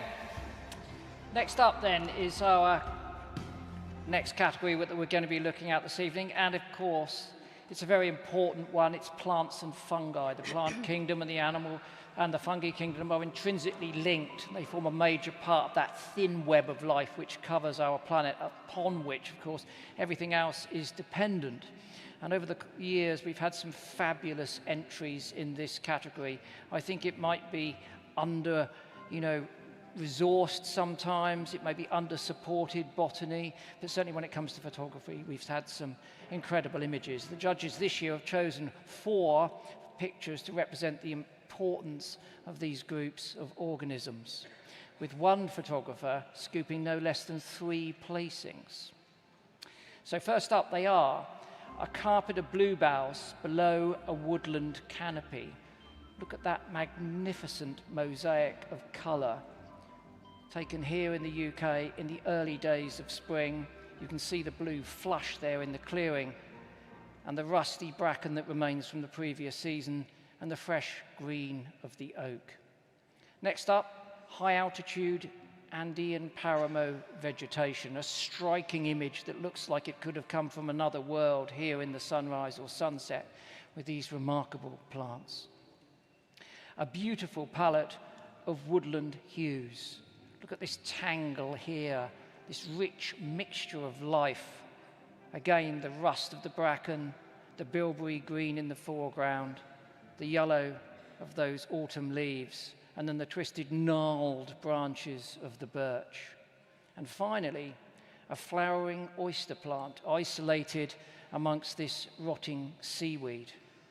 And again, the contrast of the colours and the textures really shine through.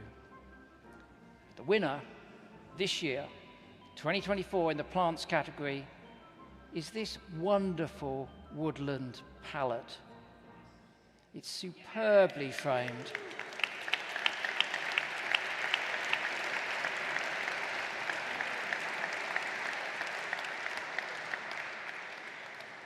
A picture of interconnectedness, and it was made in a remnant of woodland in the Scottish Glen Affric National Nature Reserve. It's the antithesis of a manicured garden, isn't it? This is nature's order, which to too many, sadly, looks disordered. The twisted branches of this ancient birch give structure to all of those separate layers of colour. Again, the bracken, the yellow leaves, the green in the foreground, but of course on top of that, you've got a lacework of lichens that provide that silvery grey contrast as well.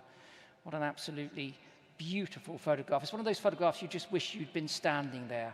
I can almost smell the rich, damp woodland. Please welcome to the stage the winner this year, Fortunato Gatto from Italy.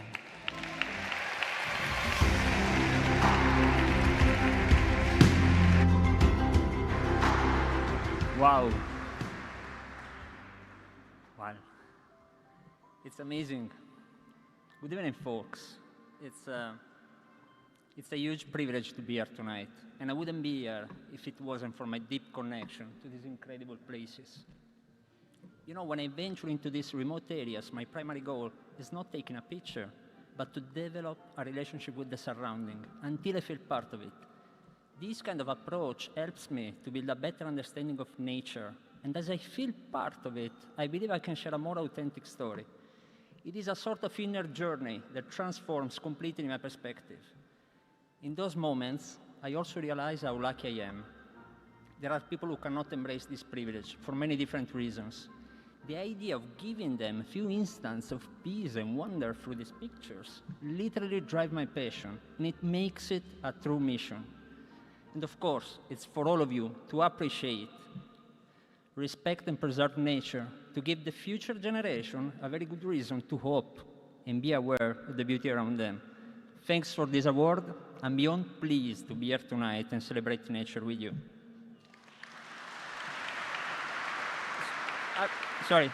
I'd love to add one more thing. Well, there is a superhero in this story, a real superhero, and he's not on the stage right now. The truth is that I wouldn't be here if it wasn't for my wonderful wife and for my fantastic family. Mickey, You are my light, my brightest light. You, Leonardo and Sofia, have always been with me, all the time. You deserve the best of the awards. Thanks, everybody. Thanks a lot. You are doing fantastic. Thank you.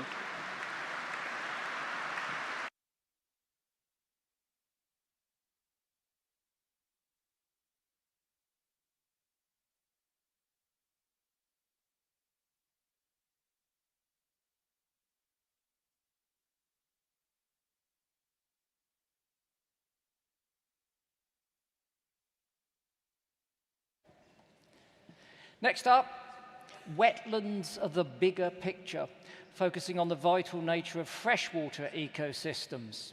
Indeed, water itself, from mountaintop bogs, streams, rivers, lakes, all the way down to the marshes and estuary wetlands.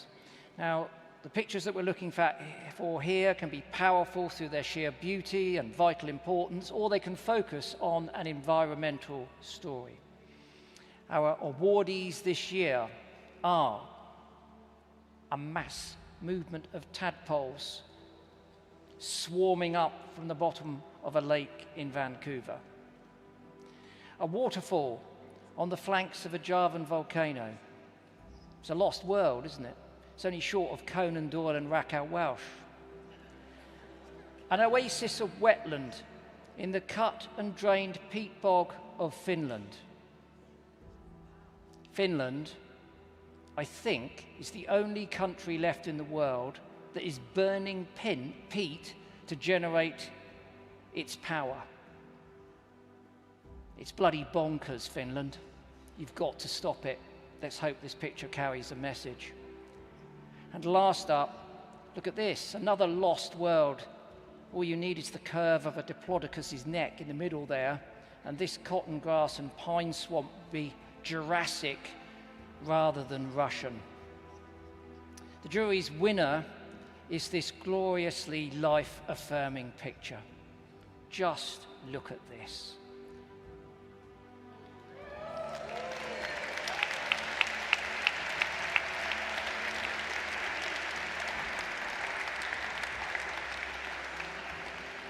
Something simply magical about tadpoles, isn't there? There can't be few people here in the audience tonight who can't remember the tickle of tadpoles on the palm of your hand when you were a kid. These little globular bodies of promise that are going to metamorphose into something bigger and better. Well, here, thousands of western toed tadpoles are swarming up from the depths of a huge lake on Vancouver Island to feed on algae in the warmer shallows. It's a daily migration that they do. To avoid disturbing any silt or algae clouding this clear water, Shane Gross dived with a snorkel following a beaver trail through the lily stems, and he was swimming, of course, amongst the tadpoles. It's a picture that he says brings back memories of a joyful summer day in a beautiful water world. It's certainly a freshwater spectacle that few of us will ever experience, and it is undoubtedly a stonkingly good photograph. Please welcome to the stage Shane Gross from Canada.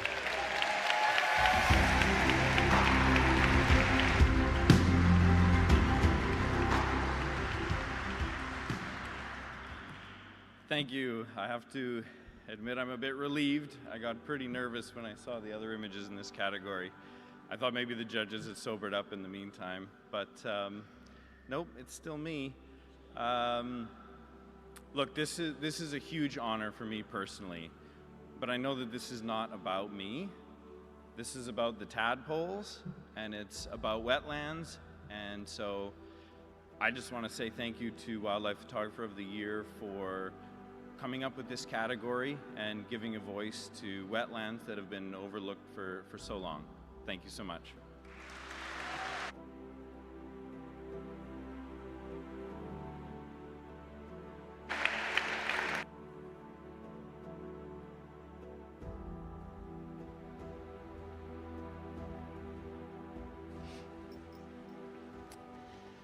Okay, oceans, the bigger picture. We're a water world, aren't we, really, when you think about it? Oceans cover more than 70% of our Earth's surface.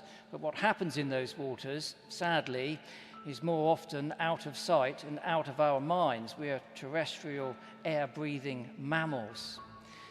But this category encourages a focus of attention on what's happening in that vast area, and especially out on the high seas.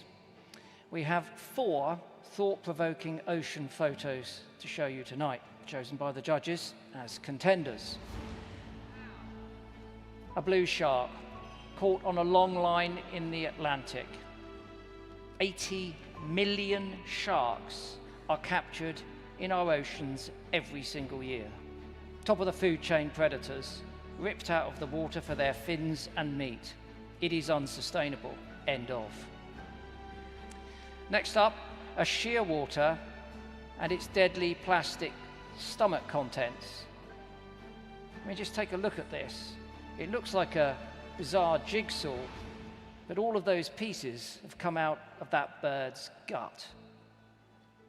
Climate breakdown is reflected in this rapidly melting Arctic glacier. A tiger shark feasting on a whale carcass. And again, a story of death and decay, but so intrinsically important when all of these nutrients are going down to the bottom of the ocean and being recycled up through that ocean by here a scavenging fish. So which picture did the jury choose? A deadly diet. At first glance, this is a puzzle of a photograph.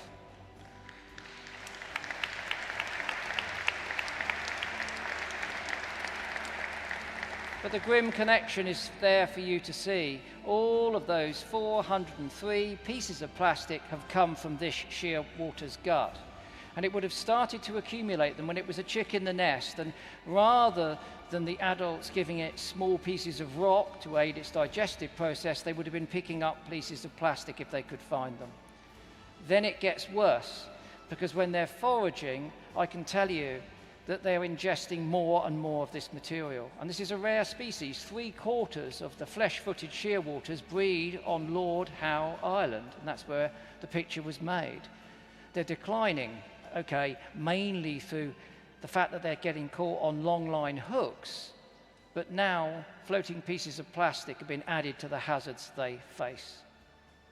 The solution is quite simple. We've got to stop the enormous flow of plastic entering our oceans in the first place. I would urge you to look at the Greenpeace website, because they're doing great work when it comes to awareness of these sorts of issues at the moment.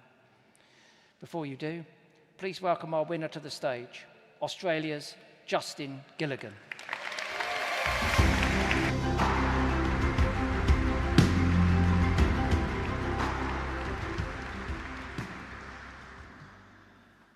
There's a pretty obvious and horrible truth in this picture, and that is that we put 8 million tons of plastic into the oceans each and every year.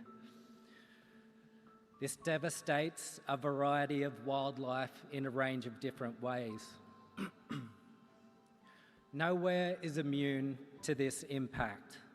Not the Mariana Trench, the deepest part of the ocean, or pristine and remote areas like Lord Howe Island. But there is hope in this image, and the hope comes from the research work by the Adrift Lab. The team was led by Dr. Jennifer Lavers and Dr. Alex Bond, Senior Curator for Birds here at the Natural History Museum, and they've been studying the impacts of plastic pollution on the shearwaters here for the last 20 years. By measuring the impact and exposing the scale of the problem, the Adrift Lab aimed to educate and advocate for action against overconsumption, poor waste management, and plastic pollution. I am grateful to have the opportunity to support their work. Thank you.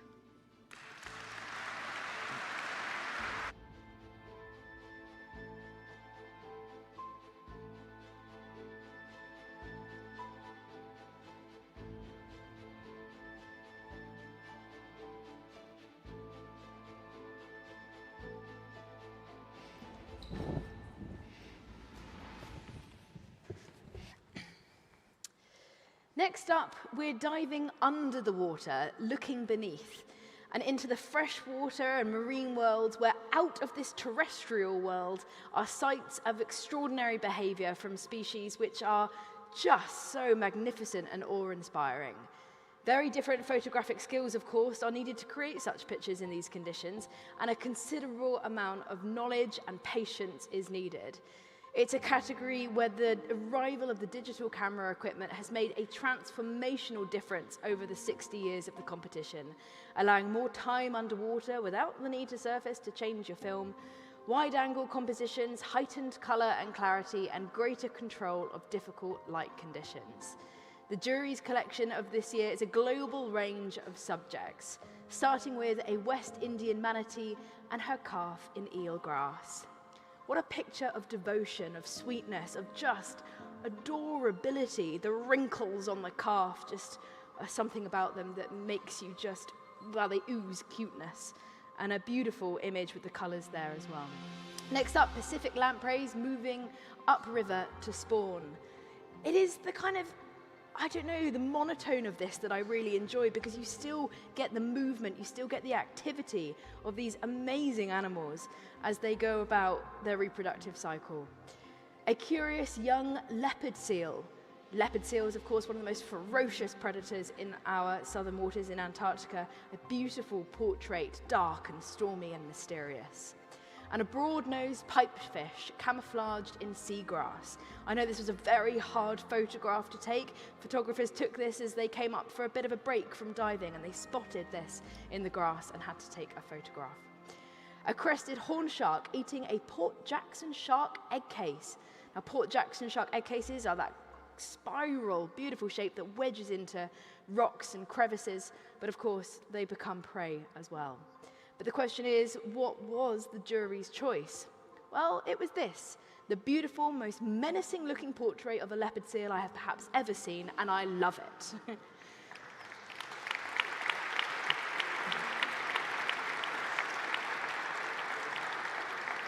Leopard seals, if you've seen them in documentaries hunting, are ferocious predators, so agile in the water, and they'll mainly feed on penguins. But this young one was definitely fascinated by the dry-suited seal-like human that slipped over the side of a sailboat to get into its icy territory and have a little look. Low light and a graduated filter added drama to this split-level framing of this face-to-face encounter. What an amazing experience to be in that water, eye-to-eye with a leopard seal. I could only imagine what that was like. So please welcome to the stage, Matthew Smith.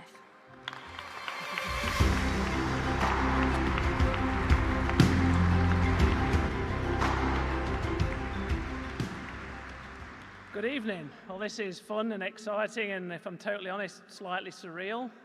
Probably a little bit more intimidating than being confronted by a leopard seal in Antarctica, if I'm honest, but absolute pleasure to be here, and I would like to thank so much the London Natural History Museum and WPY60, and of course the judges and everybody behind that for awarding this picture.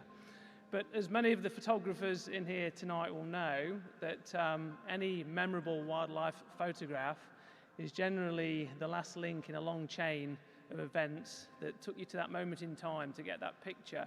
And the links in that chain of events are often other very, very talented people, boat skippers, wildlife guides, wildlife experts with local knowledge. So as photographers, we often find ourselves standing on the shoulders of giants that got us to that place. So a lot of those people know who they are, and I would dearly like to thank those, but no one more so than a good friend of mine, Scott Patelli, that organised this expedition that we went on and invited me to go on it. So a big thanks to those people. I'd also like to thank my beautiful wife, Lauren, for her unwavering support and encouragement and her own sense of adventure that keeps me motivated and moving forward. She's also a very, very, very good judge of pictures, so I will often subject her to a portfolio of images when it comes to entering awards like this. Totally undecided on myself on what to enter, and she has this uncanny knack of picking the winners for me. So she is available for hire. Come and see us after the show if anybody would like to talk to her. So thank you very much. And one more big thank you actually to Chris Packham, because my formative years were spent on the couch watching The Really Wild Show as a child in the 80s, and that was probably one of the first chains in that link that led to me standing here right now as well. So thank you very much.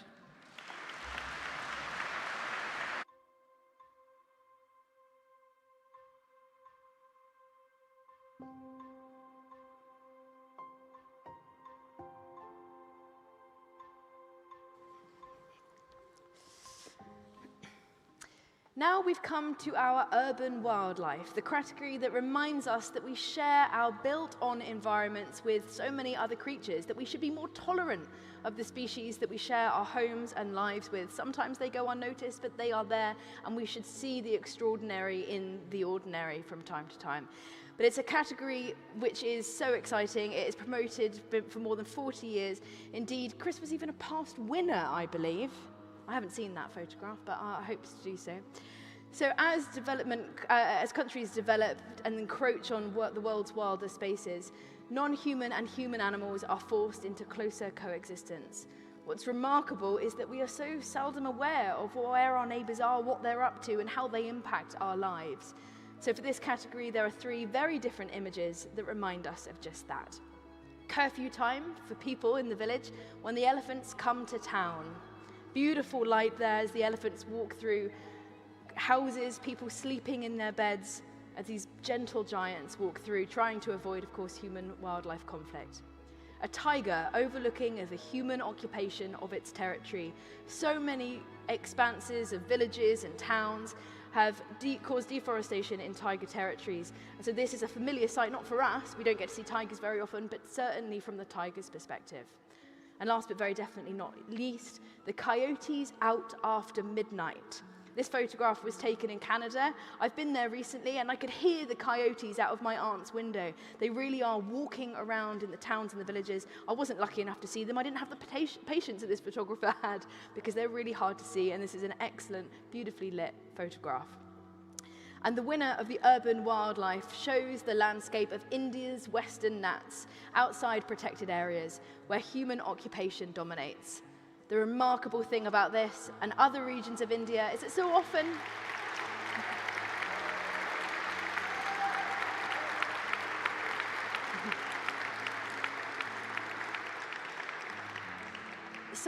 people who live off the land tolerate living against near potentially dangerous wild neighbours. We in the UK have forgotten what that's like.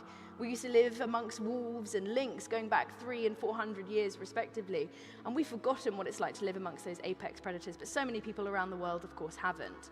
So while there can be persecution and poaching, there is also a fragile coexistence, as this drone picture perfectly illustrates. So please welcome to the stage from Germany, Robin Darius Kons.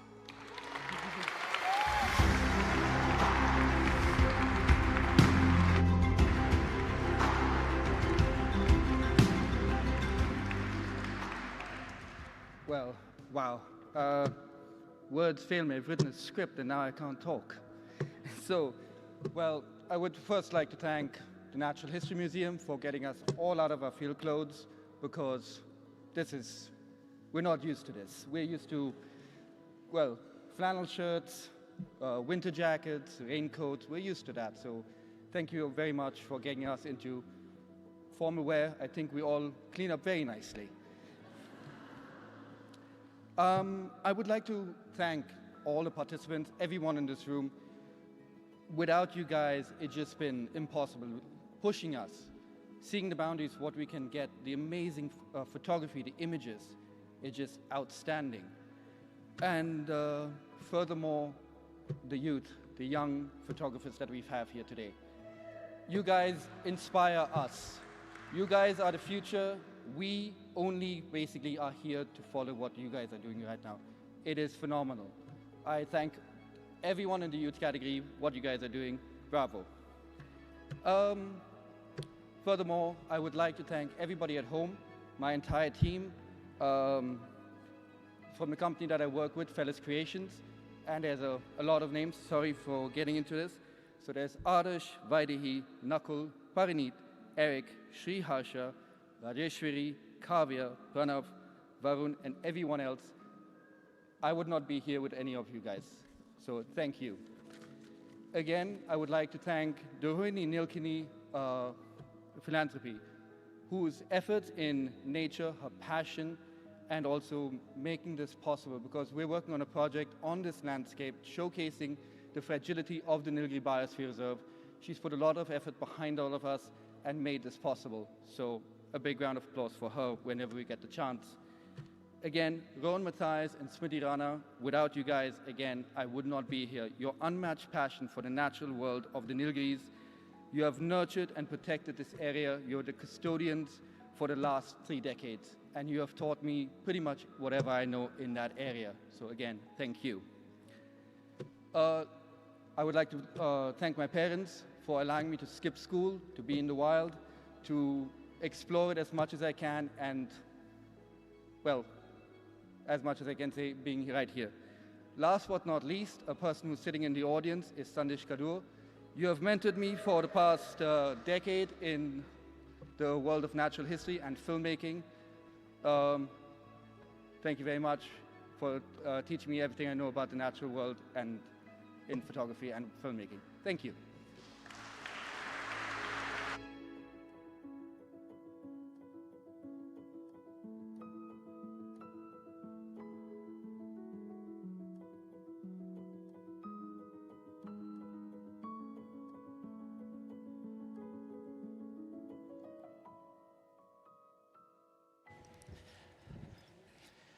Okay, we've now come to one of the most powerful and emotive of our categories, photojournalism. It's a photographic competition, so aesthetic qualities are important here, but very often these images are in effect critical evidence. The best also tell an emotionally powerful story in a single frame, powerful enough to move us, to compel us to take meaningful action, or critically, to support those who are doing it on our behalf. The jury chose 5 such emotive images. The first is this: a forensic expert lifting smugglers' prints from ivory, something that until recently was very difficult to do. Next up, the last rat to be poisoned on Lord Howe Island. Rats got onto the island a long time ago. They decimated the endemic bird species, were a real problem. But here, it's photographed against secondary generation anticoagulant rodenticides. That's the pellets in the background. So that's great news that they were working on Lord Howe Island. It's bad news in the British countryside, because we found these are now in the bodies of every hedgehog, every badger, every kestrel, and every buzzard. They're having a significant impact. One fix there, bad fix here. Next up, captive orangutan performing in a Bangkok safari park. It's tragic, sad beyond belief. What's even sadder is that the animals in this park have been previously confiscated, and despite the fact the park had protested, saying that they were born in captivity, DNA testing proved that they weren't. They'd been taken from the wild.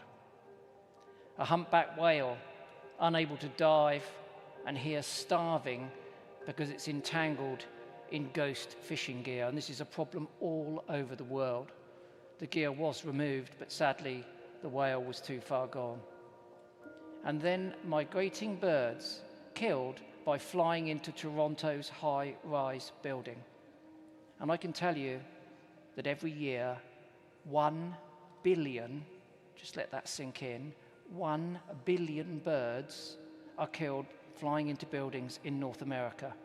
And all we have to do is turn the damn lights off. Just turn the lights off. The unanimous choice of the jury was dusting for new evidence.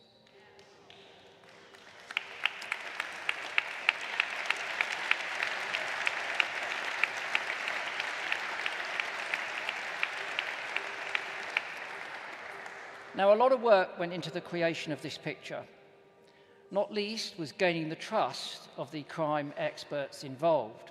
We've got to send credit here to Leon Barron and Mark Mosley. Mark Mosley worked in his spare time to come up with this new technique of being able to detect fingerprints on ivory, something which previously could only be done for a few hours, certainly not after any protracted period of time. But then look at the photograph. It's beautifully lit and framed to display the confiscated elephant tusk, and it's a thing of real beauty. It's a fantastic photograph clearly showing that we're moving forward. It was made at Heathrow Airport, and I can tell you it does document a real milestone, because this technology that Mark and Leon have pioneered is already helping to get arrest in more than 40 countries and crack down on those crime syndicates that are running this trade in poached ivory. It's a great photograph. Please welcome to the stage a great photographer, Britta Jaskinski from Germany.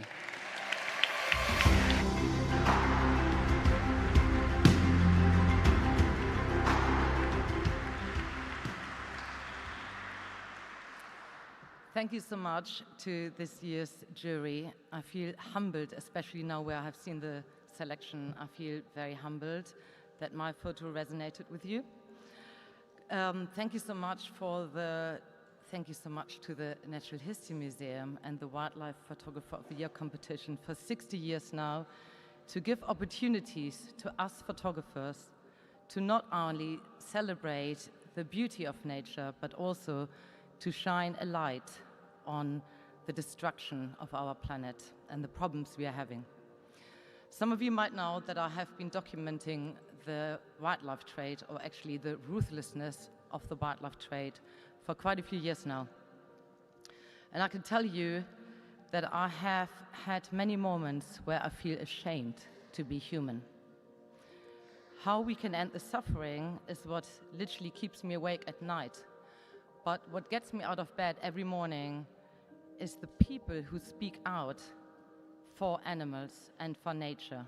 And many of them are in the room here tonight, looking at some particular person there as well. Of course, I'm hugely grateful to Mark Mosley, this guy. As you already just heard, he spent 3 years of his own time. He works as serious crime investigator, wildlife forensic department for the Metropolitan Police, developed this technique. And thank you, of course, to the CITES Border Force team for all the hard work they're doing and for allowing me to come behind the scenes. Congratulations to all my fellow photographers. You are all winners. Especially at times like these, without your photos, the world's conscience would wither. Thank you very much.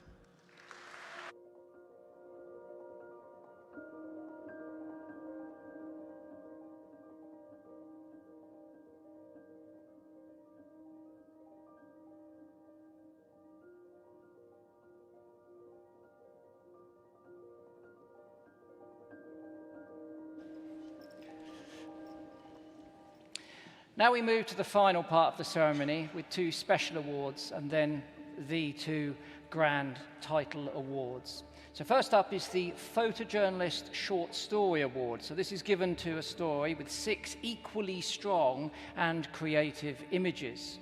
And we've got 2 sets to show you. Oh, just lost the microphone. I've broken it. Well, rather that than the whale hanging overhead, I suppose. So we've got 2 sets of photographs to show you. The first is Migration of the Monarchs. And this is a superb storytelling sequence. Now, the monarch, I'm sure you're familiar with these butterflies. They are the most famous, perhaps, certainly in the New World, a record holder for the longest regular migration. They go all the way from Canada down to Mexico. Then they overwinter, and there's a generational relay race all the way back in the spring. Now, I can tell you that 4 decades ago, hundreds of millions of these butterflies made that journey down from Canada to Mexico. Today, it's just tens of millions.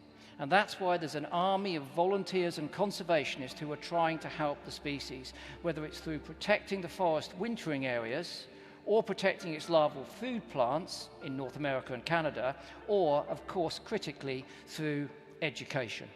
It's a great series of photographs, so please put your hands together to congratulate Jaime Rojo from Spain for an incredible set of images.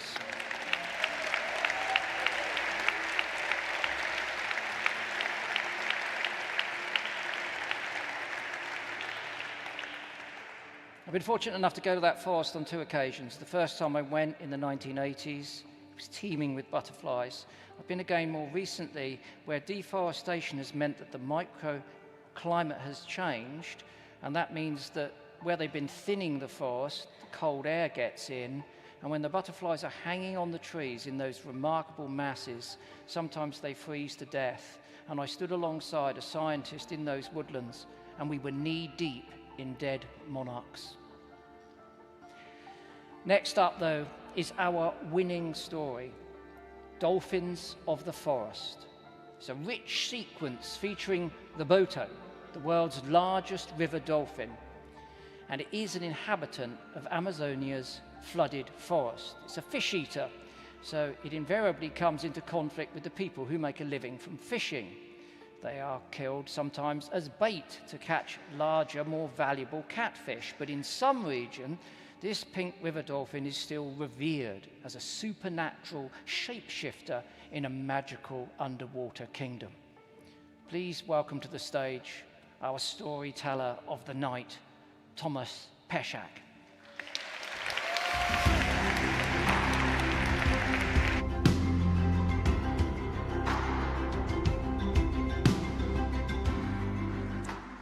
Now, I'm guessing that a few of you might be asking, what the hell is an ocean photographer doing in the Amazon rainforest? And that's a question I asked myself many a times during my 396 days in the Amazon basin. However, I used a different four-letter word than hell in that regard.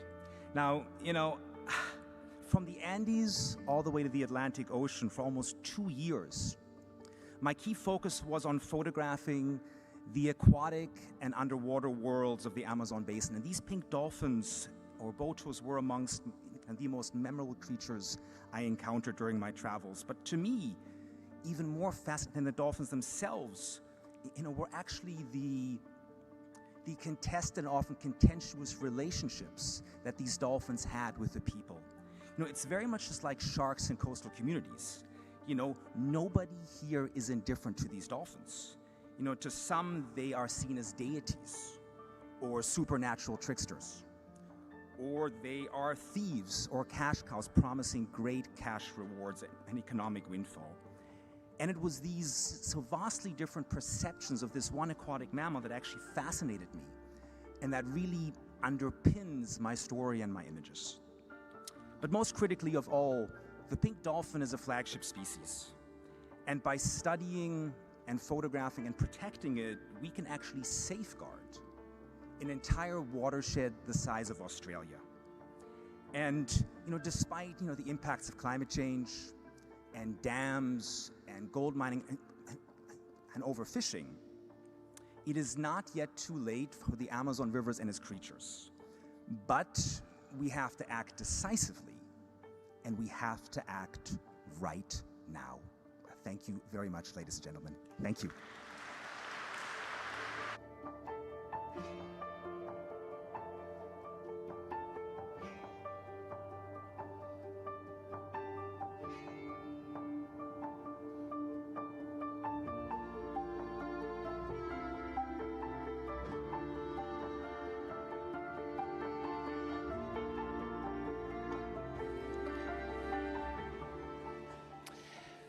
Beasto, it's you.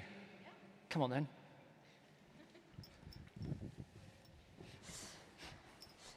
Now we come to our Rising Star Award for photographers aged 18 to 26, whose work is judged on both style and constant quality. It's a launch pad for those hoping to make a career out of their love of nature and skill in photography, as indeed many past winners have gone on to do. The 2024 winner is a young photographer who has concentrated on the beautiful art of taking images underwater, something so challenging, and God, it's an inspiration to me every single day. His home patch is now Monterey Bay in California, a famous treasure trove of marine wonders, and that's where his skill in using light to create artistry has been developed and where his portfolio has been made. It features life in the giant kelp forest. The lead picture shows the buoyancy bulbs of a kelp frond, each with a necklace of jewel-like eggs laid by a tube snout fish. Then follows an interlacing of cormorants as they move around the fronds against the light. A horde of purple sea urchins feasting on the kelp. We know that sea urchins thrive in warmer temperatures, and as our seas rise, urchin numbers are increasing, causing a big threat to our kelp forests. We've got blue rockfish on a day when the sun shone, turning the green water blue, and a lion's mane sea slug with its tentacle-fringed mouth wide open, an incredible organism, and a sunbeam light lighting the edges of a frond. It's a strong collection taken by Sage Ono from the US, so please come to the stage, Sage.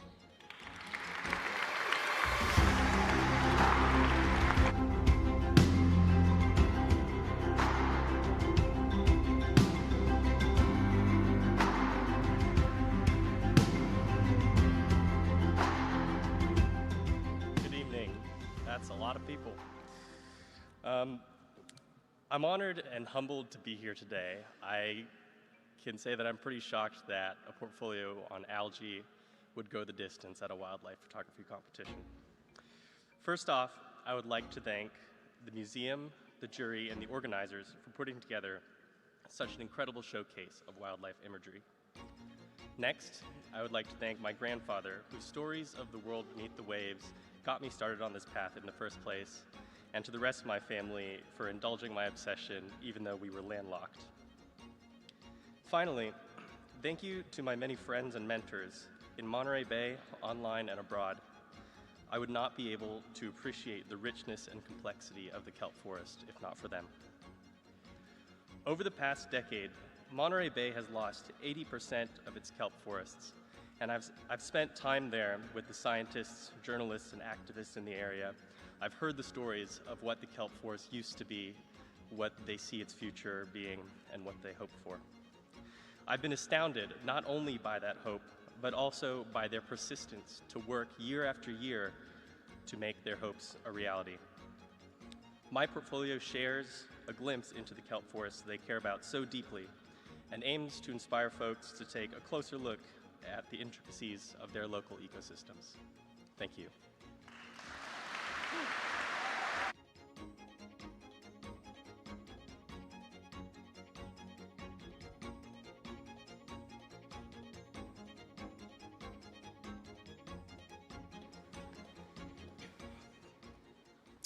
Now we come to the two grand title awards, the moment you have all been waiting for.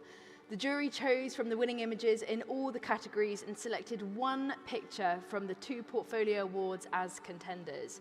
Their decisions have been under wraps until this very moment. First to be revealed is the Young Wildlife Photographer of the Year. In this awards history, we've had 3 photographers winning the 2 titles twice: Charlie Hamilton-James, Fergus Gill, and Timu Hello. One marriage between 2 of our winners, Gabby Salazar and Rick Stanley. Then we've got Ben Say Marte is the only one so far to have won this award and the adult grand title winner. And we've also had a brother and sister take the top spot, Lena and Jesse Heikkinen. This year, there are 3 exceptional strong contenders. First up, we've got Parham's powerful, pitchily perfect Cooper's hawk feeding on a squirrel. Then we've got Alexis' highly unusual macro portrait of a springtail and the equally globular sporangia of the slime mold. And then Alberto's beautifully composed, unusual picture of a young stone chap. Now, to announce the winner, I'd like to welcome to the stage jury member and highly accomplished photographer and biologist Shen Li from Malaysia.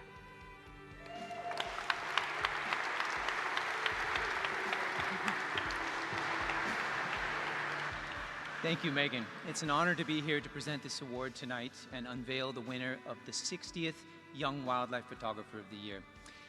This award, more than anything, is really a celebration of the future talent in wildlife photography. And when we're talking about talent, we don't mean just technical proficiency with a camera, but also originality and clear intention of artistic merit in a photo. And this was really evident in the photos that we saw submitted this year for this competition. What this really shows is that the ceiling for the next generation of wildlife photographers is very high indeed. And we should all be very excited with not just the wonderful photos that were submitted in this year's competition, but to look forward to the future work that we can expect to see from these very talented young photographers. With such a strong year, it was an extremely difficult decision to make and decide on the winner, but in the end, there was a single image that stood out to the jury. And the Young Wildlife Photographer of the Year, 2024, the award goes to Alexis Tinker Tsavalas.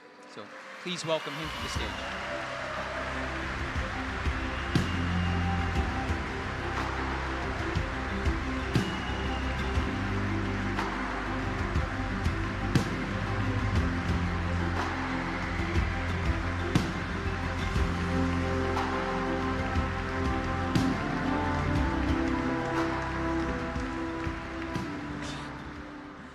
Wow, I don't know what to say. I still can't quite believe that I'm even here at all. This is amazing. I could not have believed when I was in the forest alone, looking in leaf litter under a log, and noticed this tiny scene of a slime mold and this springtail, and I just noticed this out of the log. I could not have thought that that picture could, in my wildest dreams, have expected that this picture would bring me here. So, still struggling to believe this. Wow. Yeah, thank you so much.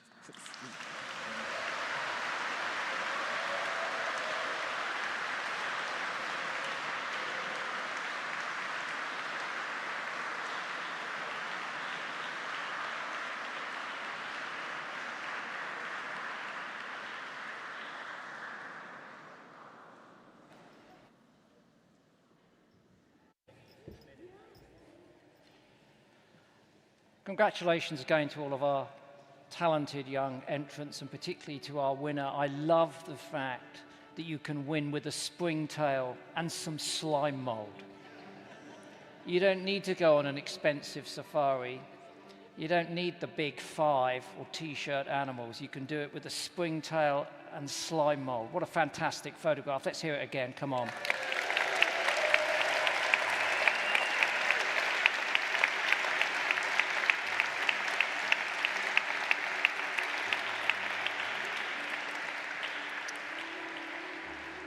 But we are now at the pinnacle of the proceedings when we announce the grand title winner, Wildlife Photographer of the Year 2024. It's the very highest accolade in our competition, of course. So just to remind you who's in the running to be crowned this evening, here are the nominees.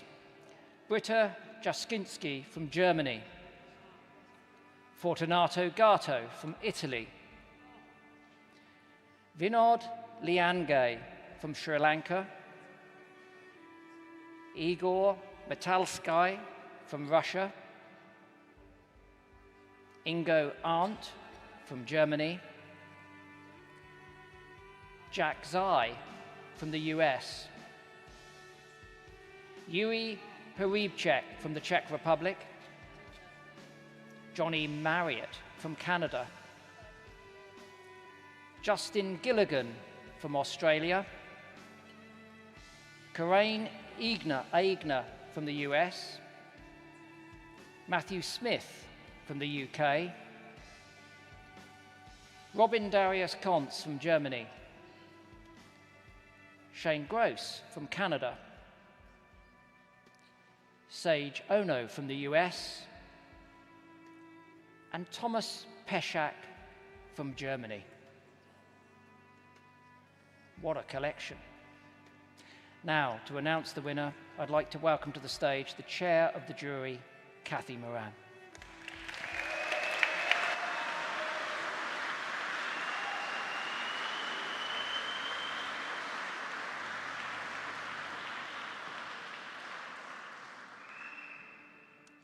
Thank you, Chris. It's an honor to be here to present this award and to represent the jury. We spent long hours together, debating, listening and looking, really looking to get to this moment. And as you've seen tonight, all of the category winners are amazing contenders.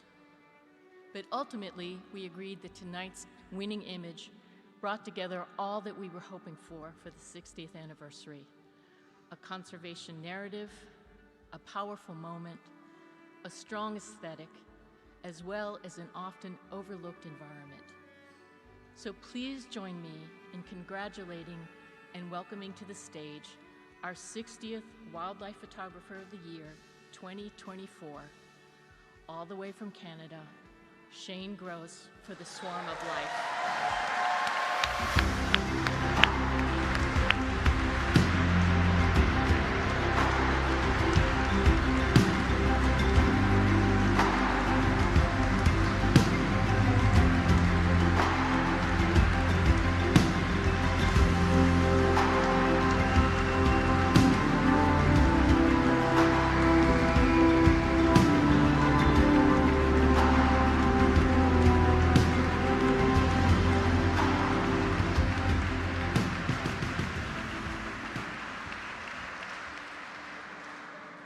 Is there pig's blood about to fall from the Hope? Is this a joke? This is insane.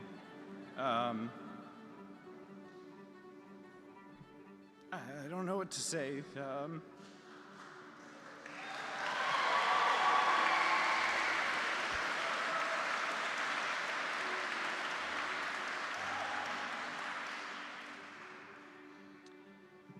Again, I just like to repeat that this isn't about me. This is about the wetlands and the tadpoles. I'm so thrilled that they're going to be getting all this attention and all this love. They need it. Wetlands are, I mean, they offer us so much, but one of the big benefits is that they are like sponges. So in times of drought, they give us water. In times of flooding, they will absorb the water. I'm sure you've all seen the headlines. We need to protect our wetlands immediately. On a personal note, you can tell that I'm shocked and overwhelmed. A few people asked me, do I have a speech prepared if I win the overall? And I said, there's just no chance, there's no point in preparing one, as you can tell. I want to thank my fiancée, Kayla, who was by my side when I took the picture. To my parents who have supported me, and my dad who got me into the ocean when I was a small child, showing me the movie Jaws when I was way too young. And thanks to the Wildlife Photographer of the Year, to the jury, to Kathy, who's helped me so much over the last few years, to Tom, who's helped me over the last few years. Everybody in this room has been incredibly inspiring to me. Thank you for what you do. Keep doing it. I love you all. Thank you.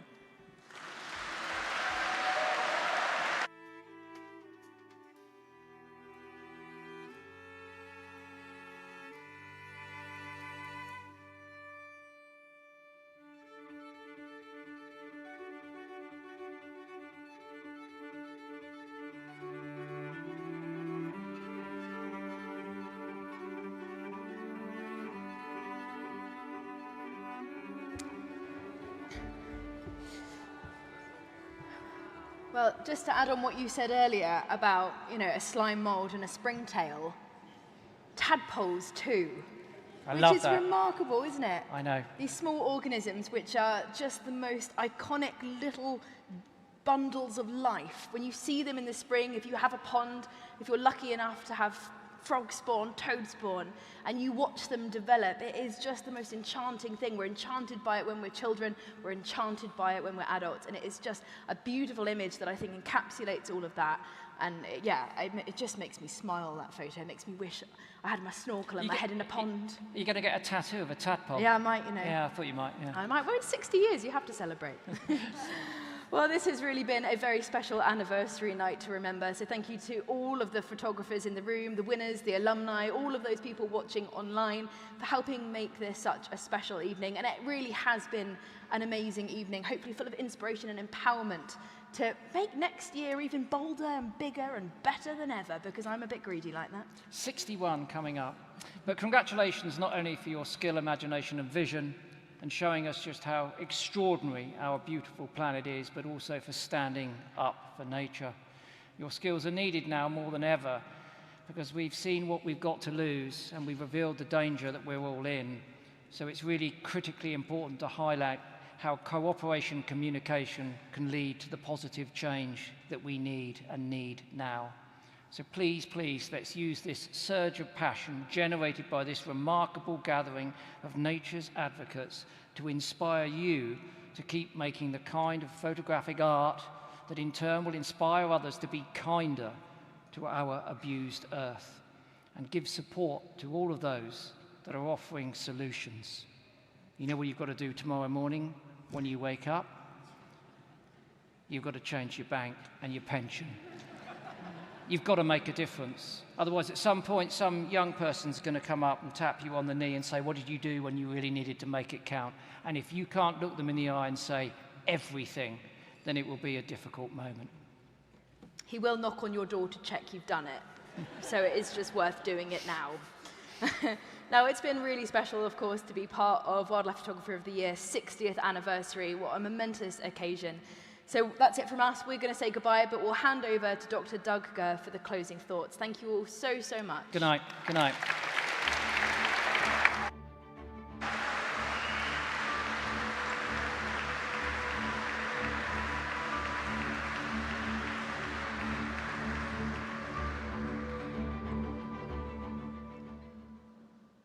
That was pretty cool, wasn't it? Can we say thank you to Chris and Megan? They were awesome. Come on, give them a big hand.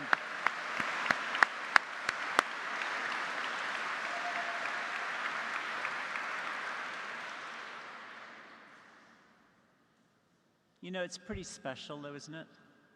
You don't get many nights when you get to spend some time with people who are genuinely the best in the world at what they do. We've seen that tonight. Now I can ask you just once more, every single photographer here, let's give them a huge hand. You guys are awesome.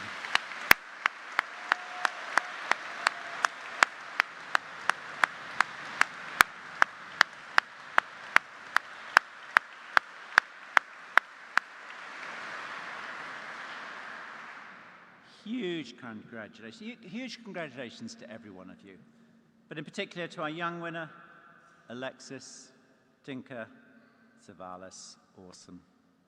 And our grand title winner, Shane Gross. I mean, wow. Thank you both. Well done.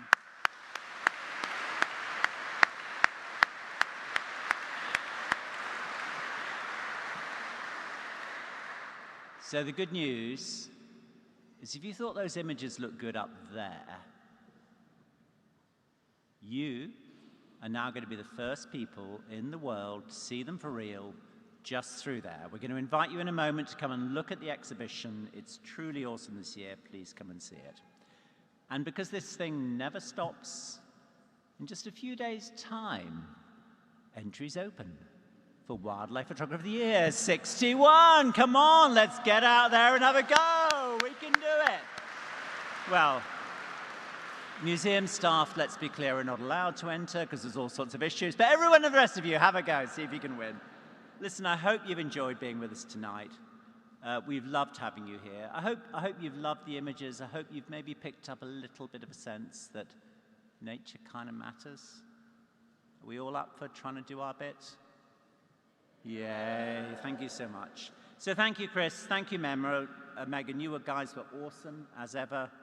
And I'd like to now invite, if I may, all of the WPY 60 photographers, winning, highly commended, all of our young photographers, and all of the jury, please come up here. And for everybody else, images, dessert bar, more booze. Thank you. Have a fantastic night. We're open for a while. See you all soon. Thank you.